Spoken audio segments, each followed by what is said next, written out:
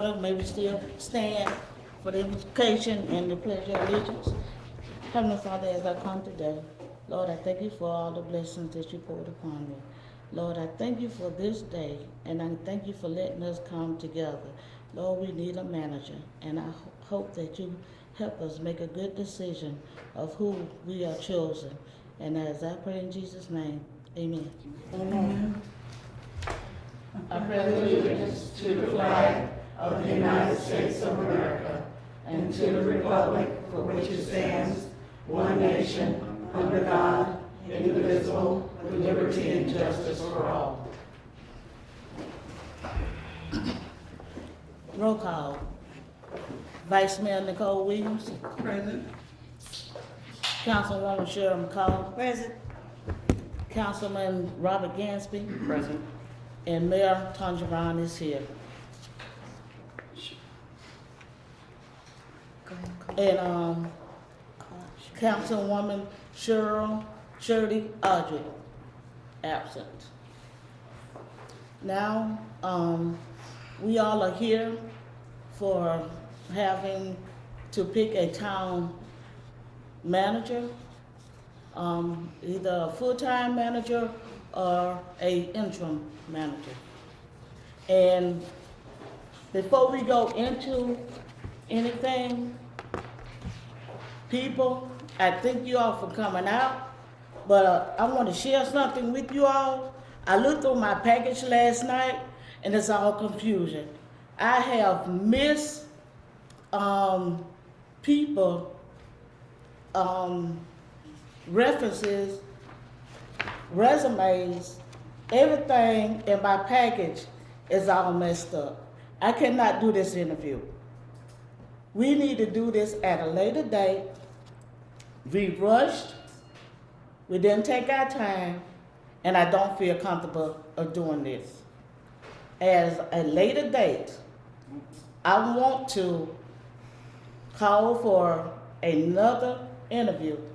But right now, people, my package, our package, is all screwed up. I can't do this. I don't feel comfortable doing this, and I won't do this. Ma'am. That's not how meeting goes. That's it. I'm not doing this interview. My package is messed up, and I'm not going through this. It's wrong. It's a vote time. You don't make those You can't decisions. vote on this when it's messed up. You cannot I'm not make that voting on it, decision. Nicole. Well, you can be excused, but you can't. I can make be decisions. excused, but I'm letting you know now, I'm not doing this, and y'all are wrong. You The vice cannot. mayor can control the meeting if the mayor has excused herself. Okay. I'm not excusing myself. We're not doing this. I just called, I just asked. Let's do this for another day. We have a new council person that's not even here. We And don't still even have a know. quorum. It doesn't matter. We still have a quorum. Yeah, we got a quorum, but the thing about So it business is, could be conducted. she's not here. Mayor Brown, she understands that she's not here. No, She said that I it was already okay. called for the meeting to be She get- adjourned. Well, you can't That's do that. it. No, Vice Mayor, I you will can take call over. the No. meeting to order. and I will sue y'all, Well, have your fun. and I mean that. I will sue y'all. I now call this meeting to order. We will now start conducting the interviews for town manager candidates. We had a chance just to address her statement. We were sent emails out throughout the past couple of weeks, coming from Mr. Ryan and our town clerk, the acting town clerk, which is Anita. All of the interviews, all of the resumes went to her desk. She then immediately forwarded it to all of us. If y'all are in agreement, I ask for a motion to continue this meeting, so we can get started, please, because I don't want it just to be my decision. It is a council, and it is more than one person's decision. I move that we continue with the meeting. I second the motion. It has been moved in second. All in favor? Aye. Aye. Aye. Ayes have it. Well, any no's? Okay, we have it. I'm sorry, y'all gotta excuse me because I'm a little. Can I also point out, all of the council members received the same link to the same packet. plus the packet is on the town's website. And we discussed it And we 2 dis- nights ago. We all had the same And I provided a packet, a physical packet, during the meeting on the 10th. on the 10th, just in case someone didn't have the paperwork in front of them. Okay, so who do we start with? And to explain, Ms. Aldridge will be here, later. She asked us to postpone, Ms. Shirley? Miss Shirley Aldridge. She had a very important court date that she forgot throughout the excitement of being placed on the council. But it was something she could not change, she could not help. She called, very distraught, because she found out she wasn't gonna be here exactly at 2. So, Ms. Leslie, how do you see us proceeding? Should we try to delay to see what time she will come, or just go ahead and start and work with the points that we have? I have a question before that's answered. We have a lot more questions than I thought we would have. Could we decide on the questions before we do the interviews? Because there's a million of them. Yes. But to address how to proceed with Ms. Aldridge? That's it, correct. From what I understand, from what you told me, she's not likely to make it here until 3:30. And so to postpone the start of the interviews to that date, I don't think would be fair to our interviewees. Okay, She would be allowed to, of course, come sit, but ultimately, if she's missing more than one interview, then it would not be fair for her to actually Okay. take a vote. so it wouldn't be an issue.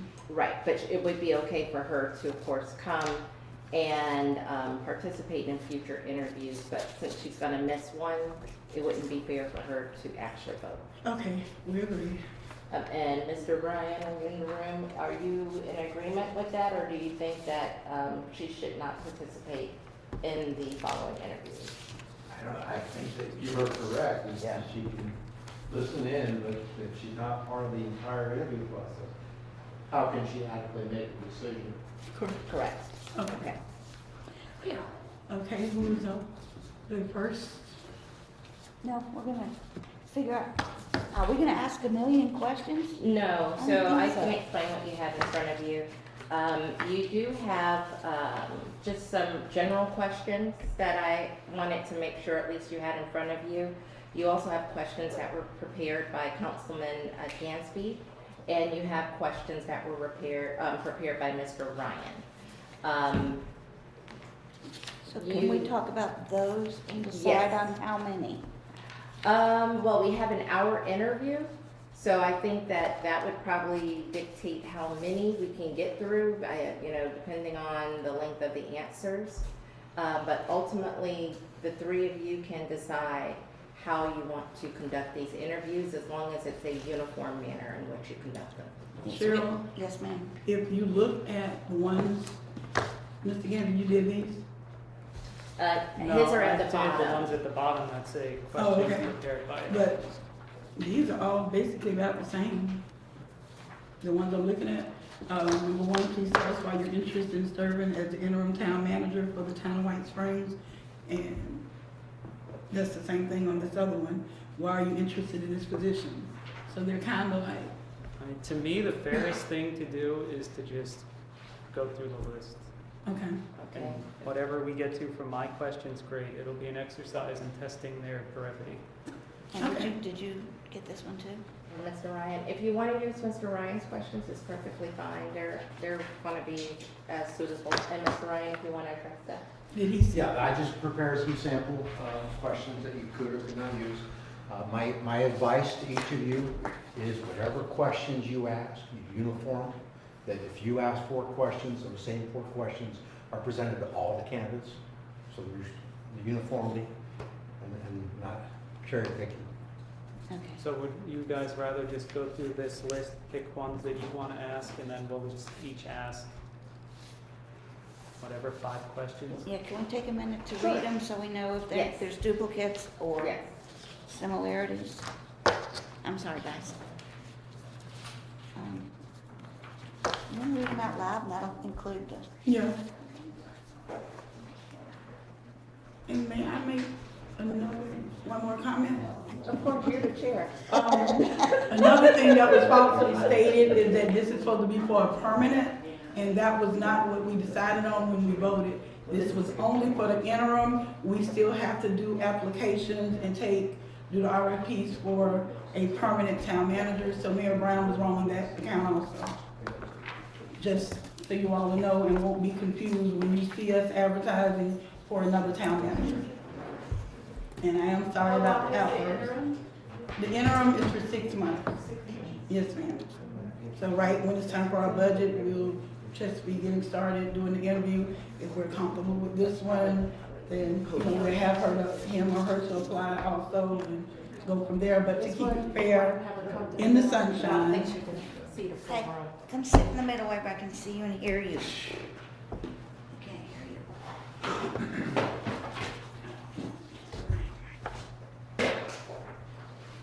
These important? No, well, yeah, but no. I can. I don't need them right, I don't need them at this.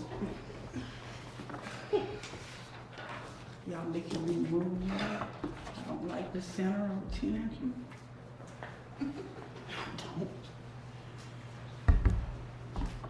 This is time to stuff. No, that's mine. She took hers. You get the fancy chair. You're the mayor. No, no. Or vice. You're the chairperson, that's what it is. Okay, So so are we capping each interview at 45 minutes? I think that would be reasonable. I think so. And that'll give us 15 minutes of admin time. Correct. And that'll be a total hour, for each candidate.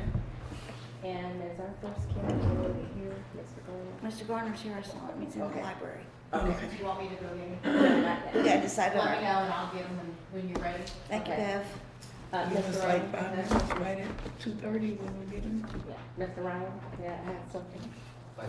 Madam Chair, just another word of advice. This is a public meeting. The candidates certainly have the right to sit in on the other candidates' interviews. That's under Florida law. But professional courtesy says otherwise. So if there's any candidates in the room, I would encourage you to consider that. And I don't see. that others, and that you consider that. Now, after we ask, like, Mr. Garner's gonna be first, when he's done, is it okay if he sits here or no? I would recommend no. Okay. But again, it's a public meeting and they're entitled to be. Why don't you pull up a chair in case you, yes. I'll do the front row. I'm not, Yeah, you are. I'm here as an advisor, But you're an important advisor. so I'm here to help you all through this process. Thank Because there may be goodness. some follow-up questions you may want to call candidates back in. Okay, Good point. thank you. All right. And just to follow that, it would be a good idea to ask all of the candidates to stay so that when we do get to the point of voting, that we have them here so that we can address the follow-up issues that we might need And- to go over. Do we have a time limit for their answer, so we don't go on 100 years? No, but as the chair, it would be appropriate to note that, thank you for your answer. That's the next question. One of the common phrases you'll hear in local government is the chair will ask the speaker to bring it in for a landing. Yes. Okay, so there, when they start, then you can see how long they've spoken. Okay. But it's also a clock. I can see very clearly. Okay, all right. Questions? Do you want to do it? You want Robert to I'm do it? gonna ask from my list. So. We'll Oh, you have want to me- all ask the same one, so tell us what you want, and then we'll probably agree with you. Because some of yours may match They, some of the ones. actually, a lot of them do. Okay, I was gonna ask about the operational audit. So my first question is gonna be, the town recently underwent an operational audit from the Auditor General. What experience do you have with this process, and how would you approach bringing the town back into compliance? I like that. Okay. Go ahead. Robert? My second question is, One of the operational audit findings included not following prescribed procurement processes. What experience do you have running purchasing departments? How are these departments set up, and what rules did you have to follow? I like that one too. My number 3 is the budget. Wait, Nick. You I'm said- in agreement. Oh, okay.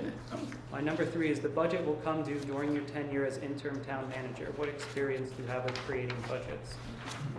Where is it? I don't see That's I see that in number redundant to one of 6. the ones above, yeah, so she might have just.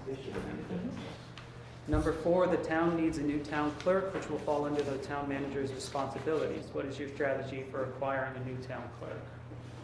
That's number 7. So that was on the second sheet. Okay. And what was the one right before that? The one right before that is Number the 6. number 6 on the second sheet.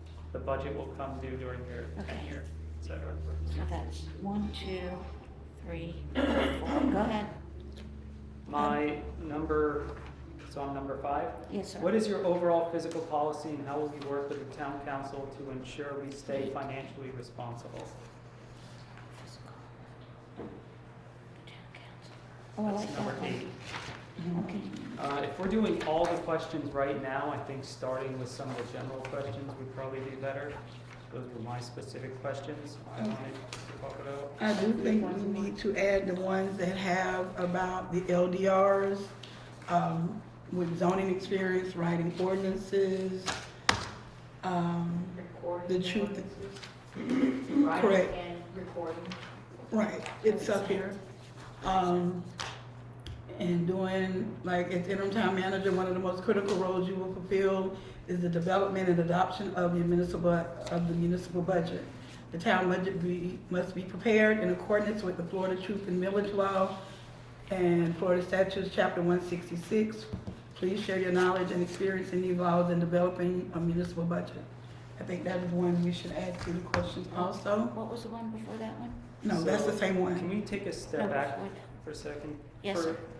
the very beginning, can we start with the sections that say background and employee relations, just to kind of ease them in, so we're not So we're doing 1 through immediately lobbing 5? hand grenades at them? Yeah, that one also is what I was saying. These guys right here, background, why are you interested in this position? Give us a brief, See, yeah, it's that the one. same question. Okay. That's what I was telling We you. can a just lot scratch that's it on off this one one. sheet, because it's in order. Yeah, so just Okay. go through like 1, 2, 3, 4, and then we can start going into my questions. And then we'll do this Yeah. one. Just so that, yeah, we're not. And number immediately- 10, under city council community relations. And that should take care of most of them. Oh, and number 9 on this one, as far as public records and 119 requests. All right. I think that was also We very got 1 important. through 4 off the blue top. Mhm. And then which one is gonna be Off the number? blue top or, She's working off the blue top. okay. Yeah. So, and what's number 5? Okay, so 4 is very redundant to 2 of the questions I asked. Yeah. So why don't we do 1 through 3 then? So after we get 1 through 4, are we gonna go No, down? 1 through 3 We'll do 1 through 3, because 4 is basically some of the Okay. questions I asked already. on the blue. On the blue. 1 through Not 3. 1 Correct? through 3, then my questions, then 6, 9, and 10 from this sheet. Okay, hold on. Okay. So then we're gonna do, after 3, we're doing 6, 7, and 8? Mhm. And then it'll About be the grant. 4, We'll do 9. 5, and Correct. 6. Is that correct? Okay.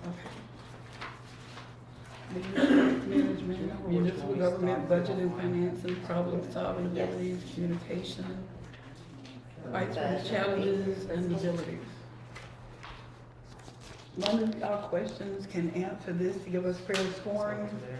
then that'll And be then fine. she wants to ask And 6. please bear with us, we just got the questions and the score sheets today, so we can keep it fair and couldn't give, you know, in case somebody had a preference, we couldn't share the information with them so they will be already knowledgeable or already know the questions ahead, but this is the best way we found to keep it in the sunshine. For the score sheet, of course, you can, this is just a draft for you to work off of. You don't have to follow it completely. You can make other changes if you want to. Right, it is exactly 2:30. Okay, So we Bill, got- Before we, can you tell me what order we're asking which questions. I So don't, blue top sheet, we got 1, 2, and 3. yes. Then we're going to my sheet, and we've got 6, 7. I thought we wanted 4 and 5. Oh, yeah. I mean, 1 and 2 as 4 and 5. 1, 2, 4, 5, 6, 7, and 9 on the other sheet. 1, 2. And then Hold 6, on, hold on. 9, and Oh. 10. 4, 5, 1, 2. And then you're going to the other sheet. Wait, it was 4, 5, 6, 6, 7. 7, 9. Now they're switched over to this one. I thought it was 8. I wanted 8 too. No. You It don't- was- Okay, on this sheet, for the clarification, Now it this is sheet, question okay, this sheet. 1, 2, and 3. Got it. On the back part, it is questions 4, 5, 6, 7, 9. On Mr. Ryan's sheet, it is number 6, 9, and 10. Yes. And those would be the questions we Right. we asked Yes. each candidate. Good luck to us getting through 6, all that. 7, 9, and 10? Yes. Mhm. And Okay. 10. I think we're set. Do you want to decide on who starts first as far as who can ask questions first? And sometimes you can rotate it. You could start, and just sort of rotate. Or you can do it the same way each time. It's up to You want you. me to just ask all the questions? I can do that too. I mean, you and Cheryl can ask the questions. I can write What, with my, I'm page 2. Are we doing the numbers 4 and 5 as well yes, on the, Cheryl, let me hold you highlight. We're doing 1, 2, 3.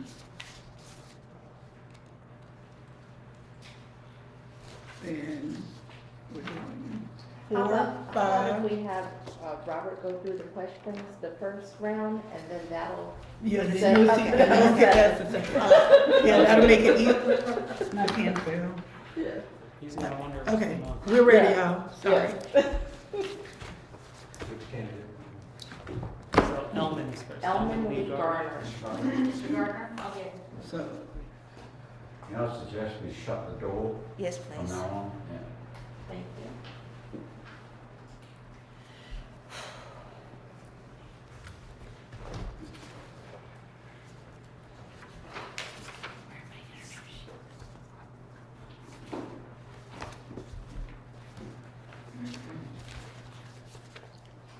we have extra, we have extra copies of these. With this one, Hello?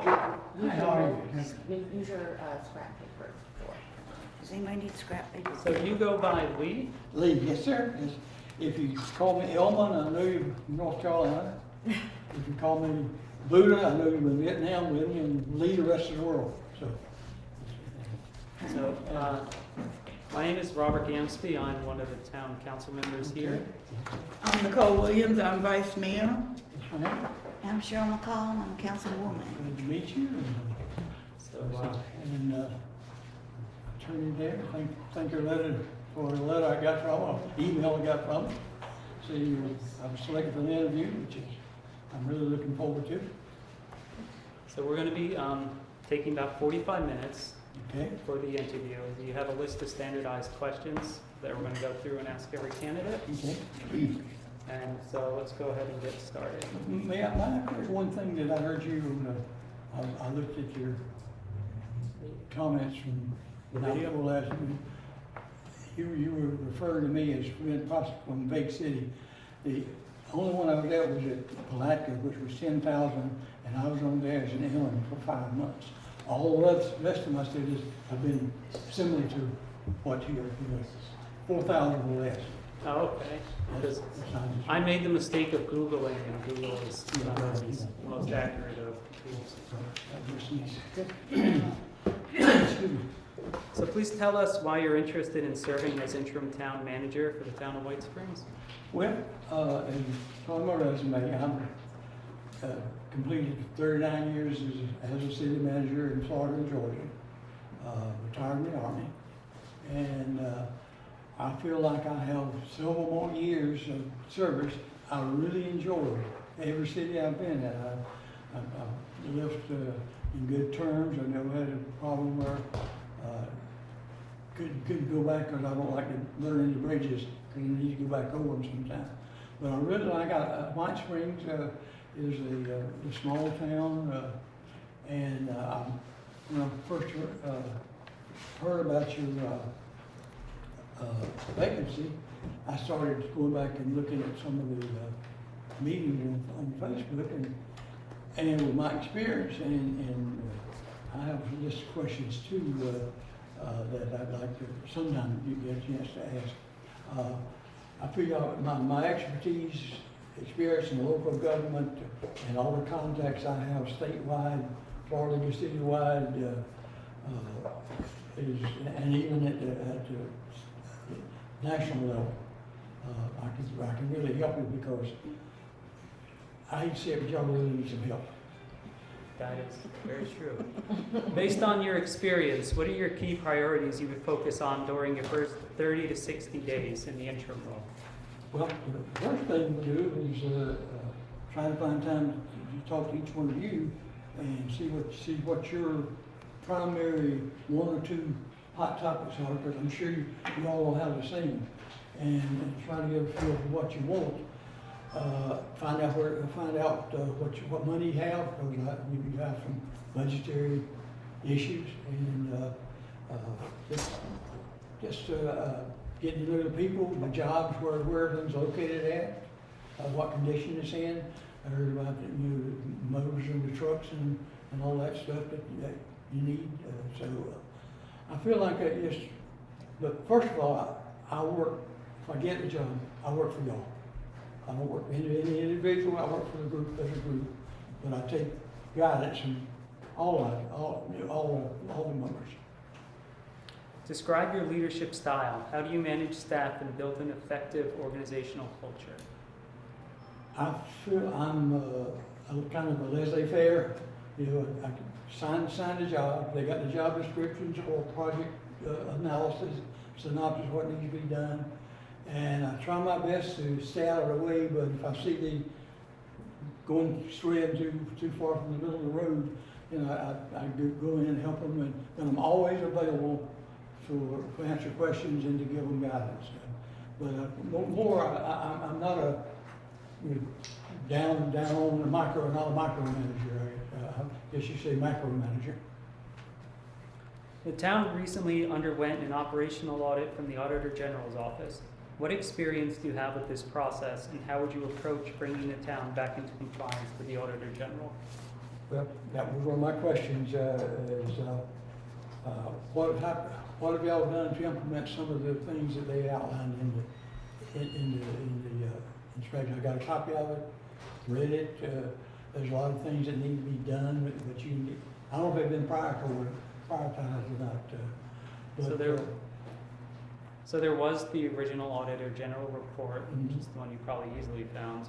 There was a response on behalf of the town that was sent to the Auditor General. They have updated some of the policies. For instance, they created a procurement policy that didn't exist.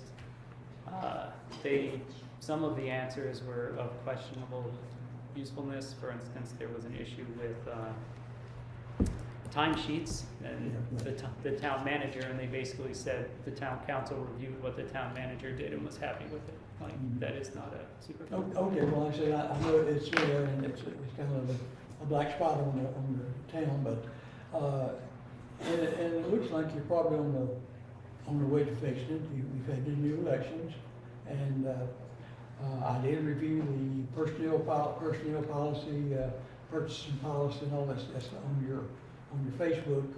You have a great personnel policy manual, but it needs to be readopted again, because back in 2012, it needs to be readopted. There's a couple minor changes in there, but just take it one day at a time. But I know one other thing you're pressed on is you've got to start working on the budget if you hadn't already done it.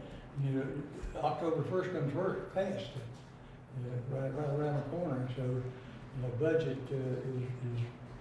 would be basically priority one, to make sure we're on the right path to get it done, so we can get it to you and out in time for you to review it and get it committed to the state, because you don't get on the blacklist with the state for anything. And anything you can do ahead of time and all that, you want to make sure that you keep up with all the regulations that they ask of you. They've got rules and procedures for just about everything you can think of. So I feel like we kind of half answered this question, but since I got to ask everybody all the questions, I'm going to ask it anyway. One of the operational audit findings included not following prescribed procurement processes. What experience do you have running purchasing departments, and how were these departments set up, and what rules did you have to follow? Well, I've been in cities where we had purchasing agents and where we didn't. And I've been purchasing agent in several places. You've got certain guidelines, especially when it comes to procurement of services and material, and so there are different guidelines for different RFPs and RFQs that you put out to buy stuff. Try to be as frugal as you can with public money, but sometimes the lowest bidder is not always the most qualified or best bidder. And you have to sometimes make a choice, but that would always, if anything was kind of asking to be an exception to the purchasing policy, we couldn't be all before anything was done. But I believe in keeping council informed of what I'm doing and what's going on in the city. Okay, do you have experience with writing and running RFPs? Yes. The town's LDRs, land development regulations, ask for the assignment of a land development regulation administrator. What experience do you have with zoning? How would you fill that role of a land development regulation administrator? I've been it for most of the cities I've been at haven't been big enough to have a planning department, so I have been the land development regulator, especially back in Chattahoochee, where I was there for 18 years, and Sneed, where I just recently finished at. Another thing that ties into that is, I don't know if you have a floodplain ordinance or not. You know, that was supposed to have been renewed last year or before last, and you need to check somewhere and be sure you got a floodplain ordinance that goes along with the LDR. But yes, I can. I have some friends in the old Department of Community Affairs, and they've changed around so much up there in Tallahassee. But I feel my contacts that I've made over the last 20-something years in Florida opens the door to me. If I don't have the answer, I know where to get it and how to get it. The budget will come due during your tenure as interim town manager. What experience do you have with creating budgets? From scratch all the way through. Again, that was one thing. I need to get a handle on what funds you've got, because the budget that's on the website from last year is there's nothing that shows me where some of this money is coming from, and you need to find out who you get money from. And I checked last night the municipal revenue estimates that the state gives you, so you know how much state money you're getting from fairs and sundry. They won't be out until July and August, so that gives you time to work on all the rest of the budget, the minor things. But these are some major funds coming from the state. Looks like that you have to get it. You have to have fill out forms, and you have to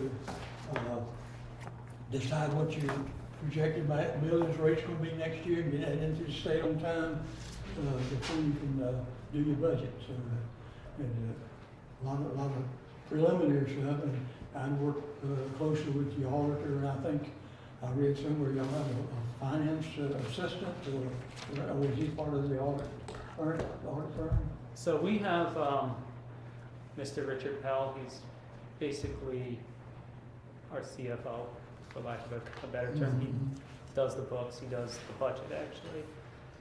We have a bookkeeper who enters information in, and we have an auditor We just very recently created an audit selection committee, Right, I saw that. and that audit selection committee will act as the audit committee.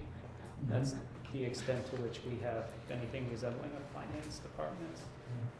Yeah, because, money, public money is something you don't want to mess up and get caught misspending it, or, especially if you got grants, there's certain guidelines and specific things you have to spend it for, and I'm familiar with all those procedures, although they change every year, but you have to, that's sure you have classes you go to. The town needs a new town clerk, which falls under the town manager's responsibility. What is your strategy for acquiring a new town clerk? Well, first of all, most town clerks I work with has also been the finance, clerk, city clerk and finance, because in a small town like this, I think a city clerk and a finance director could be the same person, and unless I found some reason otherwise, it would went out looking for a town clerk, would be somebody that could do bookkeeping and because you want to keep your finances as close to home as you can, but you also got to have somebody responsible to do it. So, and it was one of my questions: has there been any thought about hiring a town clerk?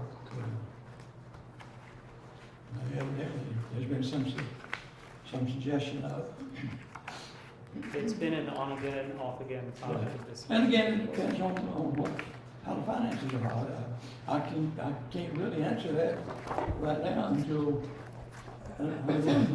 what money is it? What do you- And, excuse me, go ahead. No, you can go ahead. You have more to say.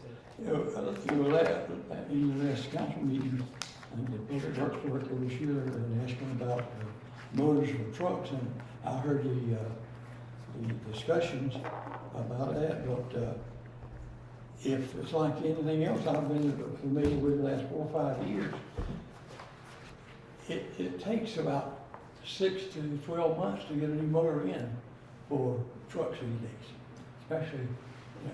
It takes that long. That's how long these trucks are down, and so I don't know what it needs, if it could be rebuilt, some machine shop or something. But I know there's a long lag time because of supply and demand. Like everything else. But motors for trucks, especially full trucks, over 50s and the dumper trucks are hard to come by. But you have wait that sneeze there wouldn't over 12 months and still don't have one. That's not good news.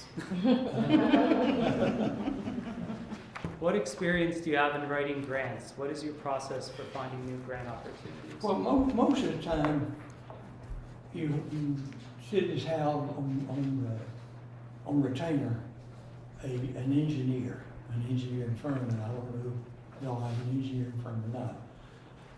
And you can get a lot of expertise from them on putting out the guidelines of what you need. But I've written grants. I've gotten grants, as you saw in my resume.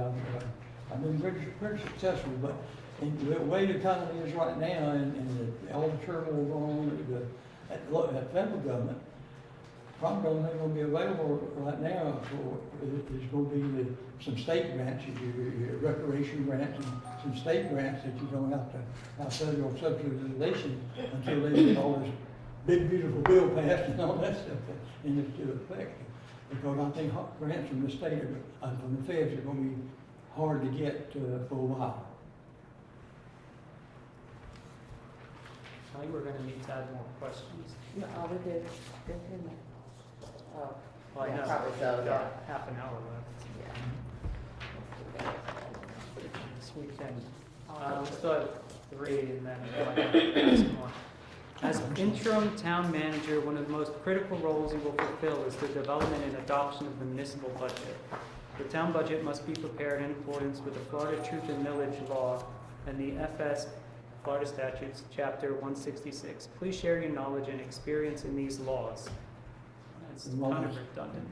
I said earlier, you know, you've got to find out what the money situation is and decide on what you expect your millage rate to be next year and get that sent in and approved by the state before you can even submit a budget. And then the 166, I'm familiar with it. Certain things will have certain accounting numbers and all that, and the state has an accounting guide. I haven't looked at yours to see if it is in compliance with the state accounting codes or not, but something we want to be sure it complies with. Okay, Florida statutes, chapter 119, public records, and chapter 286, government in the sunshine, are two important laws as town manager. You must ensure compliance. Please provide your knowledge and experience with these laws. Well, sunshine law is like that. If there's two council members or more, they can't meet unless it's public, noticed in public. I can't take something from one council member and go to another council member and ask how you gonna do this, because that's violation of that and ethics, you know. And get back to ethics, the Florida City County Managers Association, International City Managers Association is very heavy on ethics, and we have a code of ethics that we follow and have to renew every year. And I haven't looked, but each of y'all need to have a sign an ethics form and put in file along with your finance file. The ones that just got elected here, you probably put that, had to do that when you got elected. Your Form 1, which is your financial disclosure. And I think you appointed somebody last night, a couple nights ago, and that person needs to have it done within 30 days of ethics the financial Form 1, financial disclosure. But as far as go back to grants, yes, I'm well experienced with it everywhere I've been. I've written grants, I've implemented grants, I've coordinated them, but most of the time, you got engineer, and then you've got Florida Cities, which is outstanding. You should have I think you got a northeast planning agency over in Jacksonville. That I guess you're under, because you're not in Northwest Florida, you're must be under Northeast Florida. League of Cities or planning director direction. You know, the place there, the regional planning commission is another good place to go and get assistance. And sometimes you just have to hire a part-time person or somebody to come in and do something. Most of it, you know, I don't know of any grants you apply that I probably haven't seen before. All the years I've been in government service, we've done lots and lots of grants and different facts. Florida grants is a local state one that you probably qualify for. And I don't know how long it's been since you had one, and I'm sure your population and income level would probably meet your low and moderate income requirements for submitting a grant based upon our through town, you know, and what I've seen. I think we can probably qualify for that. We'd have to get a determination. I want to ask a clarifying question. So I know we talked about the sunshine, but the first part of the question was about chapter 119, the public record request. That was a huge issue with the previous administration. So would you be able to talk for a minute about? Mark and I have served in Florida City's policy committee for about 20 years or so, Mark, and we were in the same policy committee, and that was one of our policies that our committee worked on, reviewed, and tried to make changes to. It's hard, and my position is, if it's not unreasonable, something you can do, give it to them and don't make a fuss. But you've got, I'm sure that White Springs has, just like every little city, a couple of gadflies that want everything in the world. And you have to, but you still have to treat them with kid gloves. And if they ask for it, you give it to them, unless it's something that, and you need to charge for it. You need to set up a procedure to charge for the labor and all that's authorized in the 319, I believe it is. So how do you view the relationship between the town manager and town council? Very, it needs to be strong. I mean, it's hard to work when you've got two that's always against everything you do, and one or two others that could care less. But I believe in maintaining a good relationship, and while I do that is I share information with them all. I do over the last 20 to 30 years, I've given, after council meeting, I give a report of council. Just putting out the report of council, it goes to all the council members, and I try to get it published in the paper so the citizens know what went on the council meeting. And I know you got it on Facebook, but still, if they see something written, and I do that, and then also prior to council, I try to give the council a synopsis of all the things that's on the agenda and anything else that might come up, and with some, as much information as I can give them without violating sunshine or violating ethics or something like that. But that's always been well received. One thing, and I have always found it's worked great in small towns, is, you know, you have one council meeting a month, normally. But 2 weeks prior to the council meeting, have a scheduled workshop where you pretty well know what's going to come up on the next agenda. Present it to you. If you've got questions and need answers to something, gives us time to research the answers and get an answer back to you. And it's open to the public. You know, it's not you just maintain some written records of it that you had a work session, but that's worked fine. And again, I don't know what y'all's feelings are toward that, but that's something I would sure like to discuss with you to see if that, because I found out that really answers a lot of questions that come up. I know last couple of meetings, I say y'all had some stuff that's just bombarded you at the council meeting. You know, the other night about the RFPs and RFQs, and then you're talking about the signing for the guy for the zoning, for the liquor license, for beer and wine license. That's really a no-brainer if it's zoned okay, and the town manager or mayor or city clerk could sign off on that.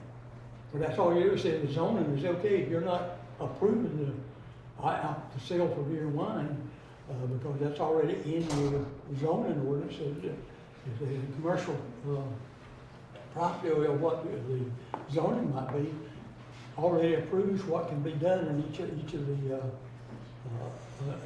zoning classifications. So that is the end of our. I think since we have additional time, look at Mr. Ryan's sheet for 7, 12, and 13.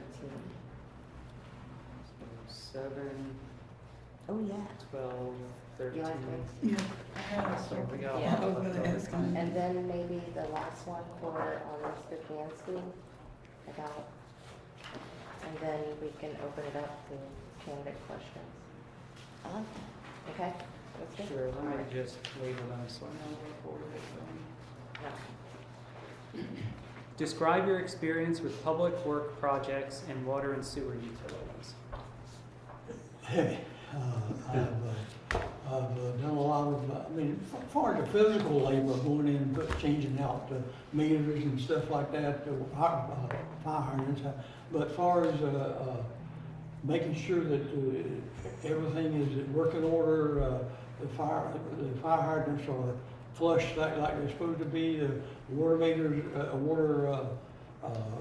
is bled at such and such time, so that you don't have any dead end lines.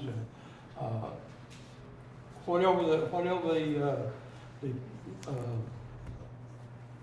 are listed as things that need to be done on certain guidelines, timeline, try your best to follow that, although I know parts delivery is bad now.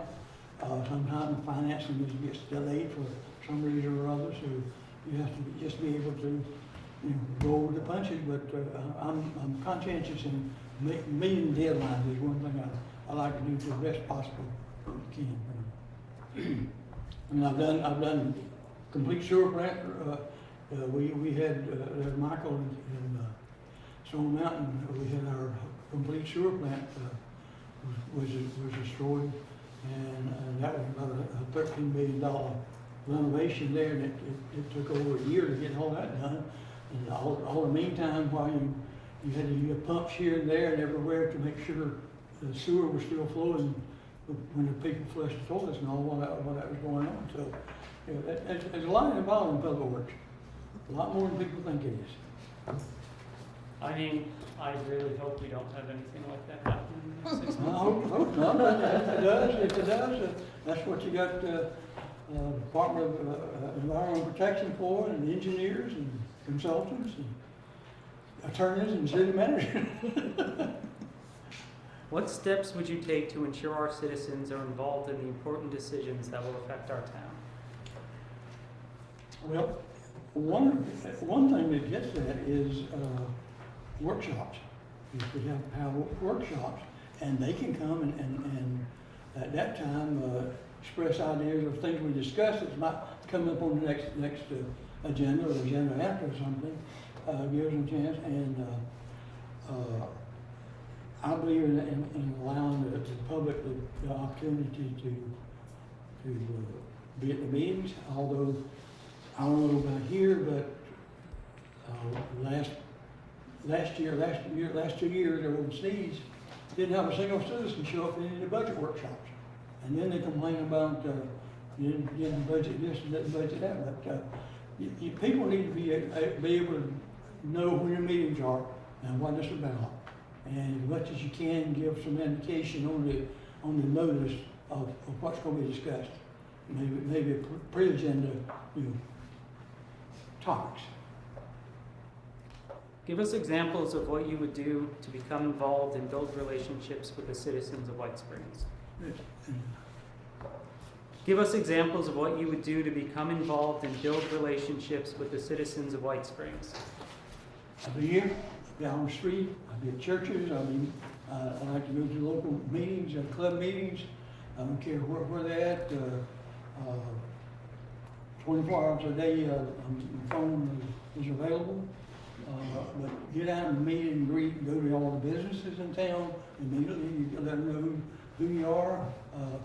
Get involved with the various churches. I don't know if there's a ministerial association here or not, but if not, that might be something you can look into, getting the ministers involved. Because you get churches, most people will go to church somewhere. So they get somehow to get involved. If you get the churches involved, the preachers that you got something coming up and you let people know, that's a good way to get out. And just be available. Have open door policy. You don't have to knock to come in. Just hey, come in. If my door's accessible to.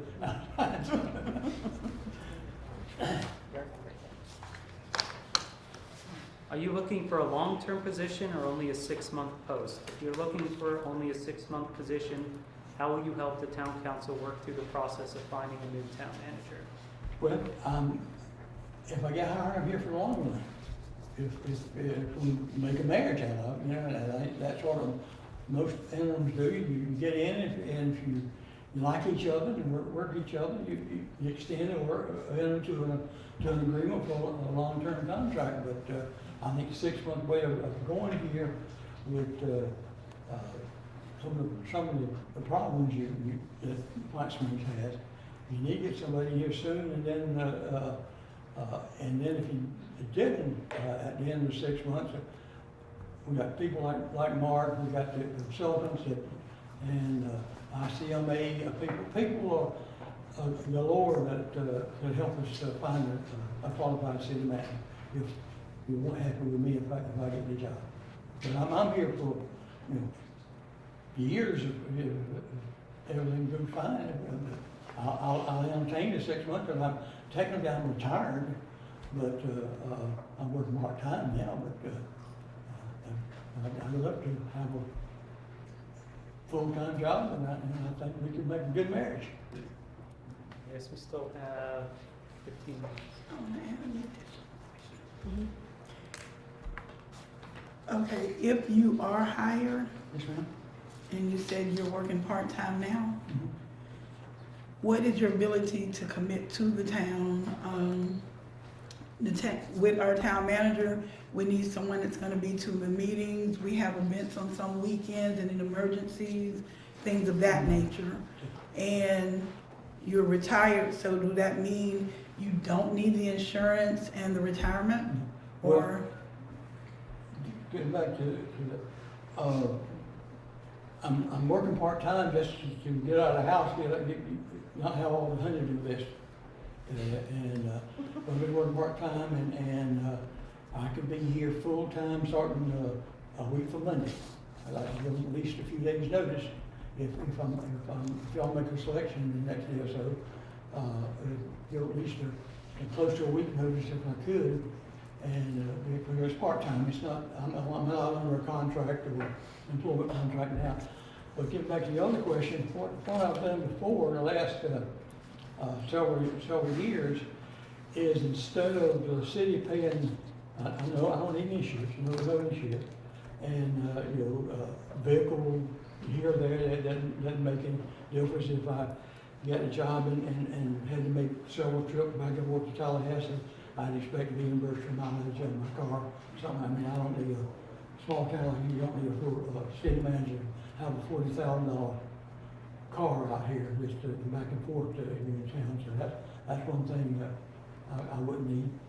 But it depends on how it's if it's a part-time employee or what.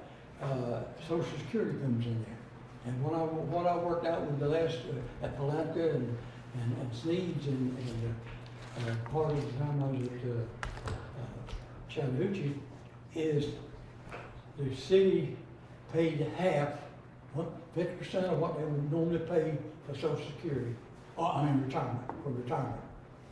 We pay 50% of what my retirement would be, just kind of added in as my check, but it's not salary, it's just that Social Security, because but again, it depends on how it's structured, whether it's 1099, whether it's employee, whatever, and that's something that we would, that's not a deal breaker. It'd be something nice to have, but what y'all offered is, I'm fine with it for him. If you did get chosen and you live in Tallahassee, would you continue to keep your primary home in Tallahassee, or would you come here? Because of grandchildren. I'm sorry? Because of grandchildren. Grandbabies. But I would rent an apartment or something here. I would live here, but I just back and forth. It's 2 hours, 2.5 hours to Chattahoochee. So I would be going all the time, but once in a while I'd be going back. Just my wife and I, and little kitty cat. Go to. So, can I ask 9 first and then go to 10?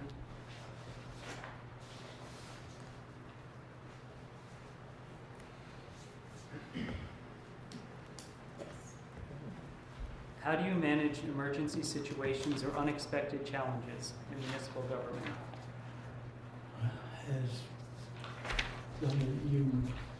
You explore what happened, try to get as much information as you can.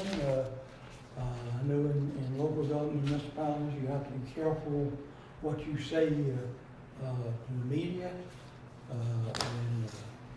But again, you small town, you can't be everywhere each time. And I think I heard the sheriff on the night say that you try to be here, and I heard they were talking about maybe having a full-time person here or something.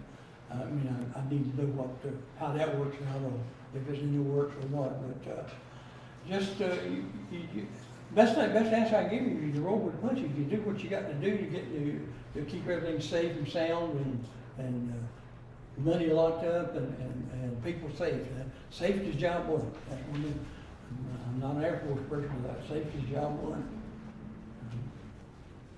So this will be the last question. Do you have any questions for the council or anything you would like to know about us? Yes, I have several questions. I mean, just things to ask about that need to be, I think y'all need to be aware of some of the things. And has anything at all been done with starting the 25-26 budget? Yes, so Mr. Powell, the contracted, I'm calling him the CFO, he doesn't have the official title of that, is the one who starts. He's the one who's been doing the budget. Is that your audit? No, Powell and Jones, which is the place that he founded and sold to somebody else, is the auditor. Because you don't be careful there, you don't have a ethics violation there with people in the same firm, and auditing that's doing your books and so on. So, I mean, I heard the name, you know, I just didn't know. Okay. Understandable. We have an audit committee now, Right, an auditor selection committee, and we will work through any issues. The personnel policy, you've got a good personnel policy, they tweak a little bit, and you'll need to adopt it. Charter, are you using the 212 charter?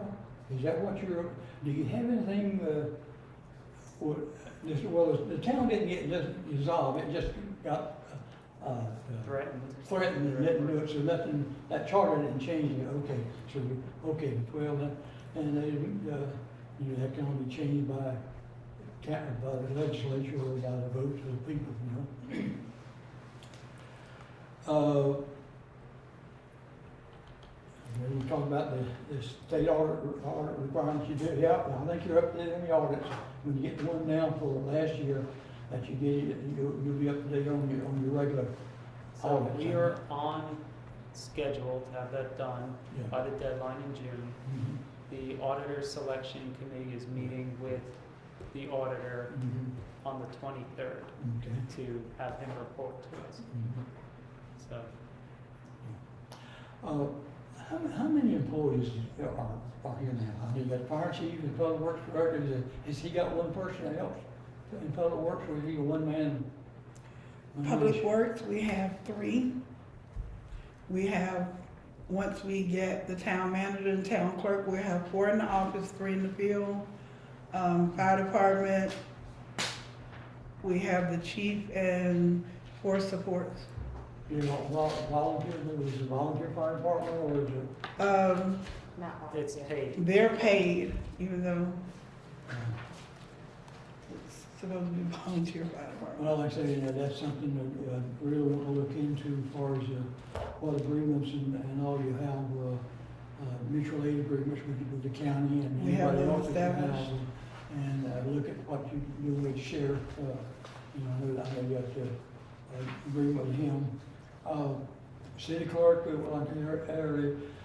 would like to get here and see what you need, but personally, from what I see right now, I would think city clerk and finance director combined would be the way to go.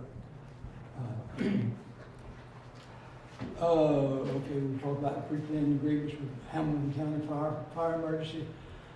Do you have do you know if you have any contracts with Hamilton County or any contractors in case a hurricane came through here and you got somebody that you've already done a RFQ for, and it's set on the book, all you got to do is implement it if you have a hurricane or something come in here.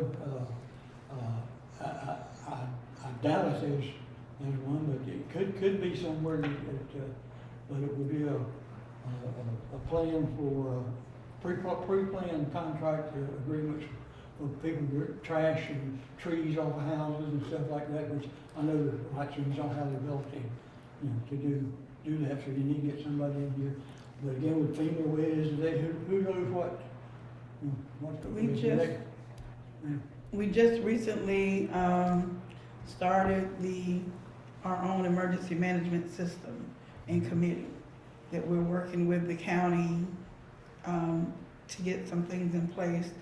So we will be prepared in case of storms or any other natural disasters or terrorism or whatever. So that, And we that's just, a lot, if you're working on the county, I mean, yeah, that'd be somebody I would really work close with, would be the county manager and county emergency management people to make sure that what's being not forgotten. Do you have anybody on staff that you're aware of that's been to FEMA training and is authorized to get contracts and if not, it might be an engineer or somebody, and yeah, you don't have an engineer on staff, contract or somebody you call engineer. Is that who Nicolas is? that would either be Midtower or Jordan and Associates, I'm not sure which does what. Yeah, I don't know. One is engineering and one does the grants. Yeah, Yeah. that would probably fall under your emergency management Right. systems plan to make sure that we have that in But place. that, you know, be sure you got the paperwork now. What kind of emergencies have you lived through that you've been in charge during? Well, I've been through, a couple floods up in Georgia, when I was up there in, the, Atlanta area, you know, there's streets up there in the Haywood, small town, and that flooded, not terrible, like you see some of them in Texas, but, Charlie was here, 18, that came through, that did so much, Charlie did so much damage. And old Panhandle, and it's still, you can still see it today, it's still so much has been done. Had some, you know, fires, you know, but they've got to get fire departments, and, you know, I would like to, talk about, if I get a job, I'd like to talk about, some volunteers for the fire department.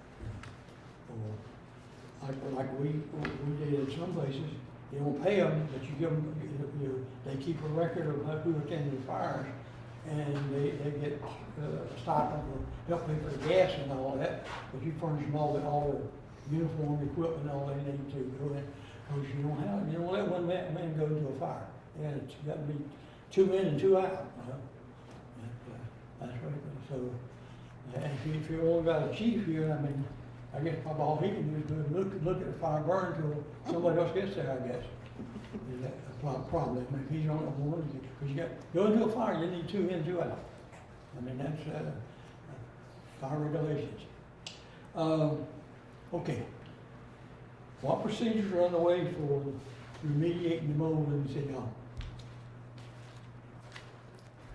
I've been researching a little bit, and we need to have an inspection done on the air conditioner, which I think that's what Tanja was talking about at the last meeting. And I believe we need to have somebody to come inspect the roof to find out, does it need to be repaired, does it need to be replaced? And once we get those issues handled, there was one place inside that had a plumbing leak that we need to have addressed, if in fact it's still leaking or it was just from a prior water fountain that was in there. And then after that, we will get bids on remediation. Okay. We need to be wrapping it up. We have about 45 more seconds left with Okay, your all right. interview. Okay, we were talking about grants, I mean, engineering consultants and all that. EMO. Have any of you been to the Institute for Electrical Municipal Officials? Far Lake City's been some. Not yet. Highly suggested. Have been to what? Electrical Yes. Institute for Municipal Officials that Florida Lake City's puts on. And the next one is I have what's kind of released. it's going to be in October the 10th and 11th in Tampa. They move around the state, but the information, cost, registration fee, but if you ever want to move up in local government, anything, you need all 3 courses, but getting that basic one that just answers just some of the basic stuff. Okay? thank y'all. May I just ask, what is gonna be your procedure now? Y'all have a meeting We were tonight? gonna ask you to wait in case we have any follow-up questions for you. Okay, 'cause Can we let him go and call him or no? No. Well, or that we would come back, I guess it would have to be after 6 o'clock at least. Cause I'm on, Yeah. this time I work out this fine, I'm on my way to Atlanta to the American Legion annual conference. Okay. I mean, I can, Well, we didn't specify that they had to, Yeah. if they can. then- If you can wait, Yeah. in case we have any follow-up I questions. have my If we're only phone. gonna ask him a Okay. couple of I have my questions, phone can we with me. just call him? Yes. Yeah. he has his I've got my phone with me. He said he has his phone, so. Okay. If you have a minute, The we- schedule's worked out just fine for me, yes, 'cause Thank you. Thank y'all very, very much, and, Thank you. We appreciate it. I'd be glad to be your person, okay? Thank you, And sir. again, if you do, make a decision next day or two, I can be here Monday week. Thank you. Have a blessed day. We do appreciate you taking the time out to come see us. Be Okay, safe when you're driving. Okay, thank you. You're gonna have to give me some lessons on how to pronounce Palaka. Oh, no.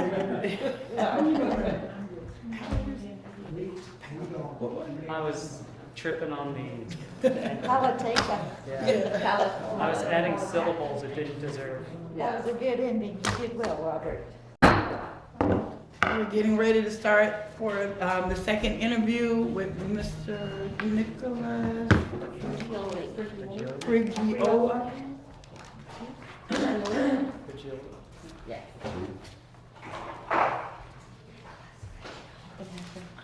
Want to have him come in?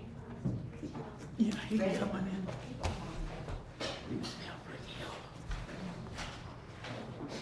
Welcome to the funny farm. Yes, sir. So you go by Nicholas or Nick? Either is fine. After a while, everybody always calls me Nick. Yeah, I'm a Robert, so after a while everyone's always calling me Rob. I understand. So my name is Robert Gansby. I'm a member of the town council. I'm Nicole Williams. I'm vice mayor. I'm Cheryl McCall. I'm councilwoman. So we are limiting the interview process to 45 minutes so that it's fair for everybody. We've standardized the questions that we're asking. We're going to go through the same list for everybody. So I'm going to go ahead and get started. Please tell us why you're interested in serving as interim town manager for the town of White Springs. I moved up this way from St. Cloud, Florida about 2.5 years ago, and prior to that I was in law enforcement in St. Cloud. I watched St. Cloud grow from a pretty small town, relatively. It is bigger than what we are here, but it went from around 14,000 people to I think they're at 84,000 now. Wow. So population exploded, and I watched my small town grow rapidly, and it was not done, in my opinion, correctly. The infrastructure was never planned out properly. The roadways are constantly under repair, and the city wasn't ready for it. So when I moved up this direction, I was taking a job as the community redevelopment director. I switched out of law enforcement mostly because in law enforcement, my goal was always to help somebody, create a difference in somebody's life directly. And then as I had my first son, I realized that I wanted to leave the world a better place for them overall. And to do that, I felt like I should do more in my community. So switching careers, I went into the community redevelopment, where I found I had a true passion for economic development that's done appropriately and effectively for each community. It's not a one-size-fits-all when it comes to economic development. Each town has their own set of needs and set of opportunities to work through. And with that passion, I found that I wanted to keep moving up because I believe in myself and I believe in my abilities to help make a difference. And seeing this town and the opportunities that are here, I feel like my skill set with economic development, also mixed with working retail as a young man and working in law enforcement, I can come in here and help bring a sense of normalcy and steady the ship, so to say. Based on your experience, what are the key priorities you would focus on during your first 30 to 60 days in the interim role? For me, in my experience, my priorities are going to be, I want to come in and just observe what's actually been happening and take a look and deep dive into the numbers, the metrics, find out what systems are actually here and what systems might need to come in. To say that I'm gonna come in and make drastic changes right away is probably not the best answer, just because there are some things that might be working or might not be working and just need to have one or two small changes to get going. The priority areas for me that I kind of wrote down is attract small businesses to this area to help create jobs and get people who live in this area some stability in that way. And help with that is going to come increasing infrastructure, making sure that we're utilizing the city's historic beauty mixed with making sure that we're using our city's infrastructure that's already here, sewer, water, things of that nature. So making sure that everybody is following the same process across the board. Then with that, looking at ecotourism and the different opportunities that might be here for the events, opportunities to celebrate the small town and to help bring people who want to see a small town succeed. So with my abilities in economic development, I've created relationships with plenty of stakeholders and developers who look at a town like Live Oak and are wanting to create real meaningful change, but also preserve the history that's there. So I believe with my skills I can do that here as well. Describe your leadership style. How do you manage staff and build an effective organizational culture? I believe in a family knit style, especially when it comes to management. I'm a true believer that if I hired somebody to do a job, I have to trust that they're going to do a job, or they shouldn't be in that position. So I'm going to trust somebody to do the job, and if they're my city works department head, then I'm going to trust them to do the job effectively and appropriately. I will check in on them and have constant communication. I believe in a communication system that everybody in the entire city would know what's going on. Transparency being front and foremost for me. Having every department understanding what we're all doing is a big key for me. So nobody is surprised. A lot of the times we seem to work against each other when we should be working with each other. So if I'm selected for this position, I'd want to create a relationship between all departments and myself where everybody knows what's going on, everybody understands the processes, and we can all work together. I have an open door policy. I believe that I should be able to not only hear from the citizens, but anybody who works for me, and that they can come in and if they're having even a bad day. In law enforcement, I'm a certified crisis and hostage negotiation, so I can do a skill like that, and I've used that in pretty much my everyday life. I'm somebody that friends and family can call out and just have a conversation with if they're having a bad day. So just creating relationships with people where they understand that they can come to me and tell me that, hey, this is a bad week, and I'm not normally like this, but I just need some help. And so that way we retain people and people feel comfortable and don't want to just leave every opportunity they get. The town recently underwent an operational audit from the Auditor General's office. What experience do you have with this process? How would you approach bringing the town back into compliance with the Auditor General? With the CRA that I'm the director of, we have a yearly audit as well by the state, and since being in place, we have not had a single failure or opportunity.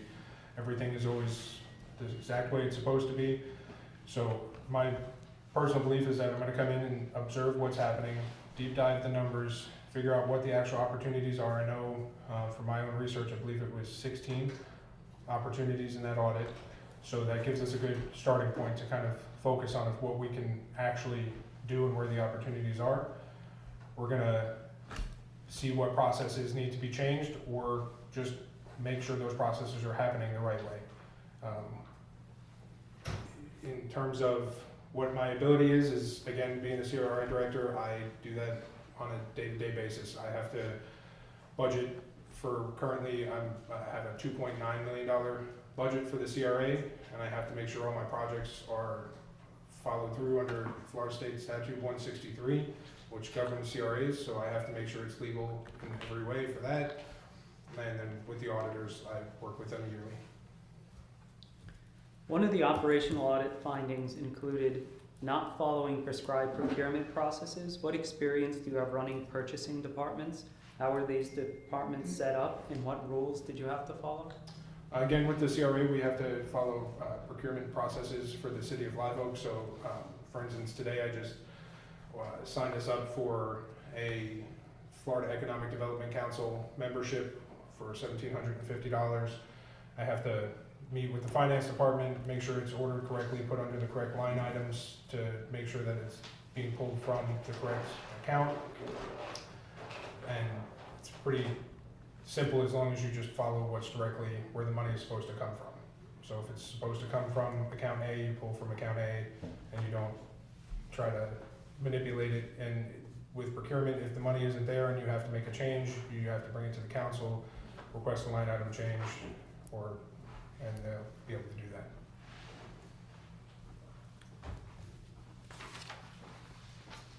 Do you have any experience writing and running RFPs?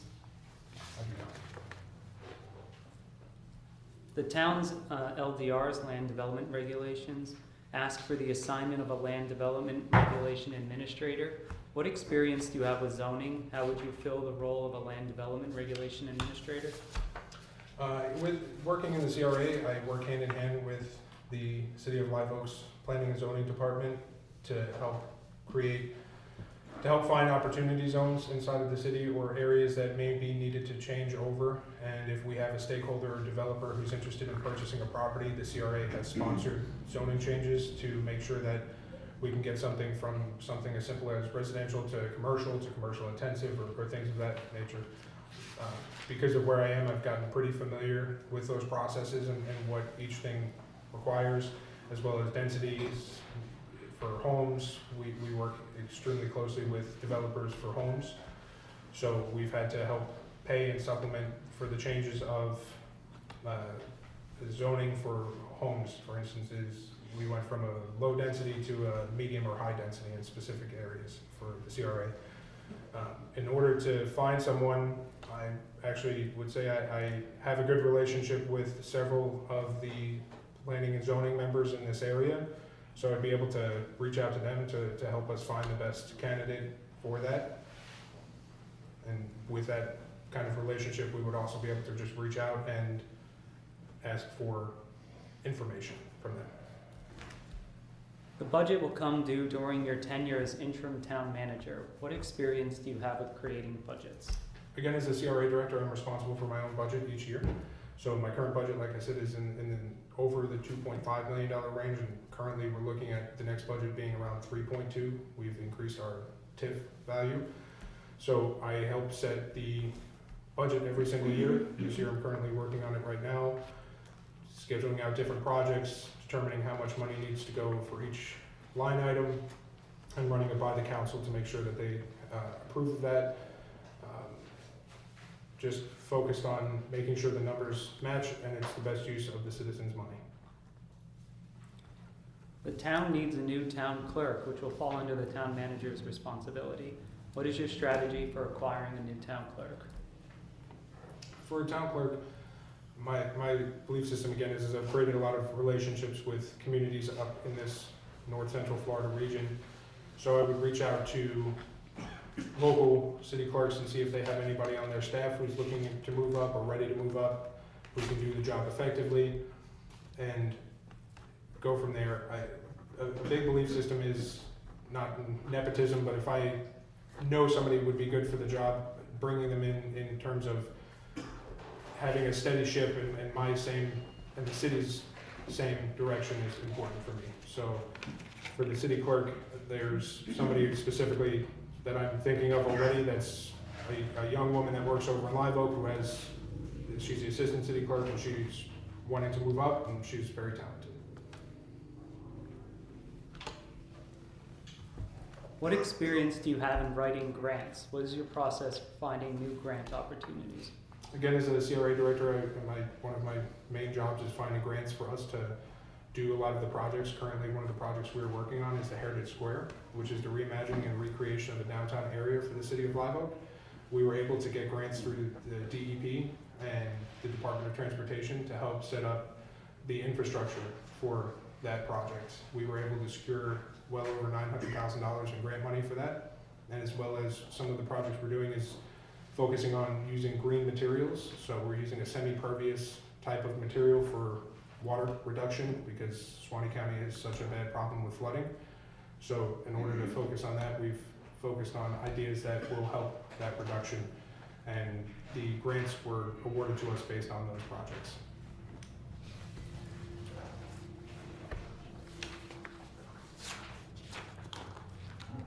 As interim town manager, one of the most critical roles that you will fulfill is the development and adoption of the municipal budget. The town budget must be prepared in accordance with the Florida Truth and Millage Law and FS Chapter 166. Please share your knowledge and experience in these laws in developing a municipal budget. Again, with the CRA director, I have to sit down every year with our finance director as well as the city manager to go over the budgets. CRA is a little bit different because we are governed under 163. So that's a separate type of budget that we work under and how we have to operate, but it is all relatively the same in order for transparency, where the money is being spent, how it's being spent, and we have to show cause and need for each dollar. Working with the city manager as I do, I get to hear a lot of the way that he thinks and how he's planning out the spending of money, and focus on making sure it is, again, good use of the citizens' money and putting each dollar into an appropriate planned project. Florida Statutes Chapter 119, Public Records, and Chapters 286, Government in the Sunshine, are two important laws. As town manager, you must ensure compliance. Please provide your knowledge and experiences with these laws. Again, with the CRA, I work with the CRA board, which is for us is our CRA city council, or the city council. So I understand a lot of the Florida Sunshine laws where they're not allowed to meet more than one or together to discuss city business. And I help keep things in order for that as well, because if they email me, I have to often remind them that anything they email is public record, so make sure that everything they're doing is legal, ethical, and moral, and operating under those state statutes. Making sure that everything we do, again, is transparent for the public's knowledge and public to see. I like to operate mostly in writing and email, so that way nothing can ever be taken out of context and everything can just be referred back to. With those statutes, they obviously are making sure that there is no misappropriation of funds or planning and other things of that nature that people can say that government officials are abusing their power. So I'm going to ask a clarifying question. Florida Statutes Chapter 119 is a public records request. Mm-hmm. Can you address that? For the public records, again, with the CRA, that goes with why I like to do everything in writing, because it's that way I can just easily, if you ask me in an email, can you please send this to me, I'll have it in writing and I can easily send it over with the public information request. That also goes to my time in law enforcement, where everything was about transparency and being able to provide the public with all their information that they requested. Anything that needed to be legally redacted was. How do you view the relationship between the town manager and town council? How would you foster effective relationships with the town council? I believe they're synergetic. The town manager, in this sense, should be viewed as the hand of the town council. He's their day-to-day director who makes their vision for the town come to life. He is the person that can, he or she is the person that can mediate between the citizens and the council and get the information to not just the council but also the citizens as well. The relationship needs to be focused on healthy communication and open communication, making sure that if there's questions, he or she is available for the council to answer them at any point and be available for them to vent if they need to as well. So describe your experience with public works projects and water and sewer utilities. Again, with the CRA, as I stated earlier, we're doing the Heritage Square project. With that project, we are helping, the city has a bad flooding issue, so we created a green space that operates in a multi-function where the park, it's a park basically that has a low point where the water will collect, and we were able to, with the grants and funding, secure a fast go-away well that would remove up to I believe it's 24 inches of water within one day. So I understand that there's a lot of issues, especially with historically older towns and their infrastructure, with water, with sewer, making sure that the pipes are constantly not breaking, and we have to find grants to update them and keep them moving appropriately. For this city, I believe the information is within 300 feet for sewer they have to be hooked up. And with the water, I would guess it's around the same. I didn't see the information for that, but with those projects and the CRA, I've worked extensively on them. We have another one where we are doing a 400 homes, and the CRA is paying for the infrastructure changes to run gas, sewer, and water over to that area. So we are bringing, up in that process, we're updating the pipes that are already there, the existing infrastructure, and things of that nature. What steps would you take to ensure our citizens are involved in the important decisions that will affect our town? Some of the ideas that I have is something as simple as coffee with the town manager, where I just go to different areas around the city and sit down and open up an hour or two for citizens to come talk to me, speak to me, vent, tell me different ideas.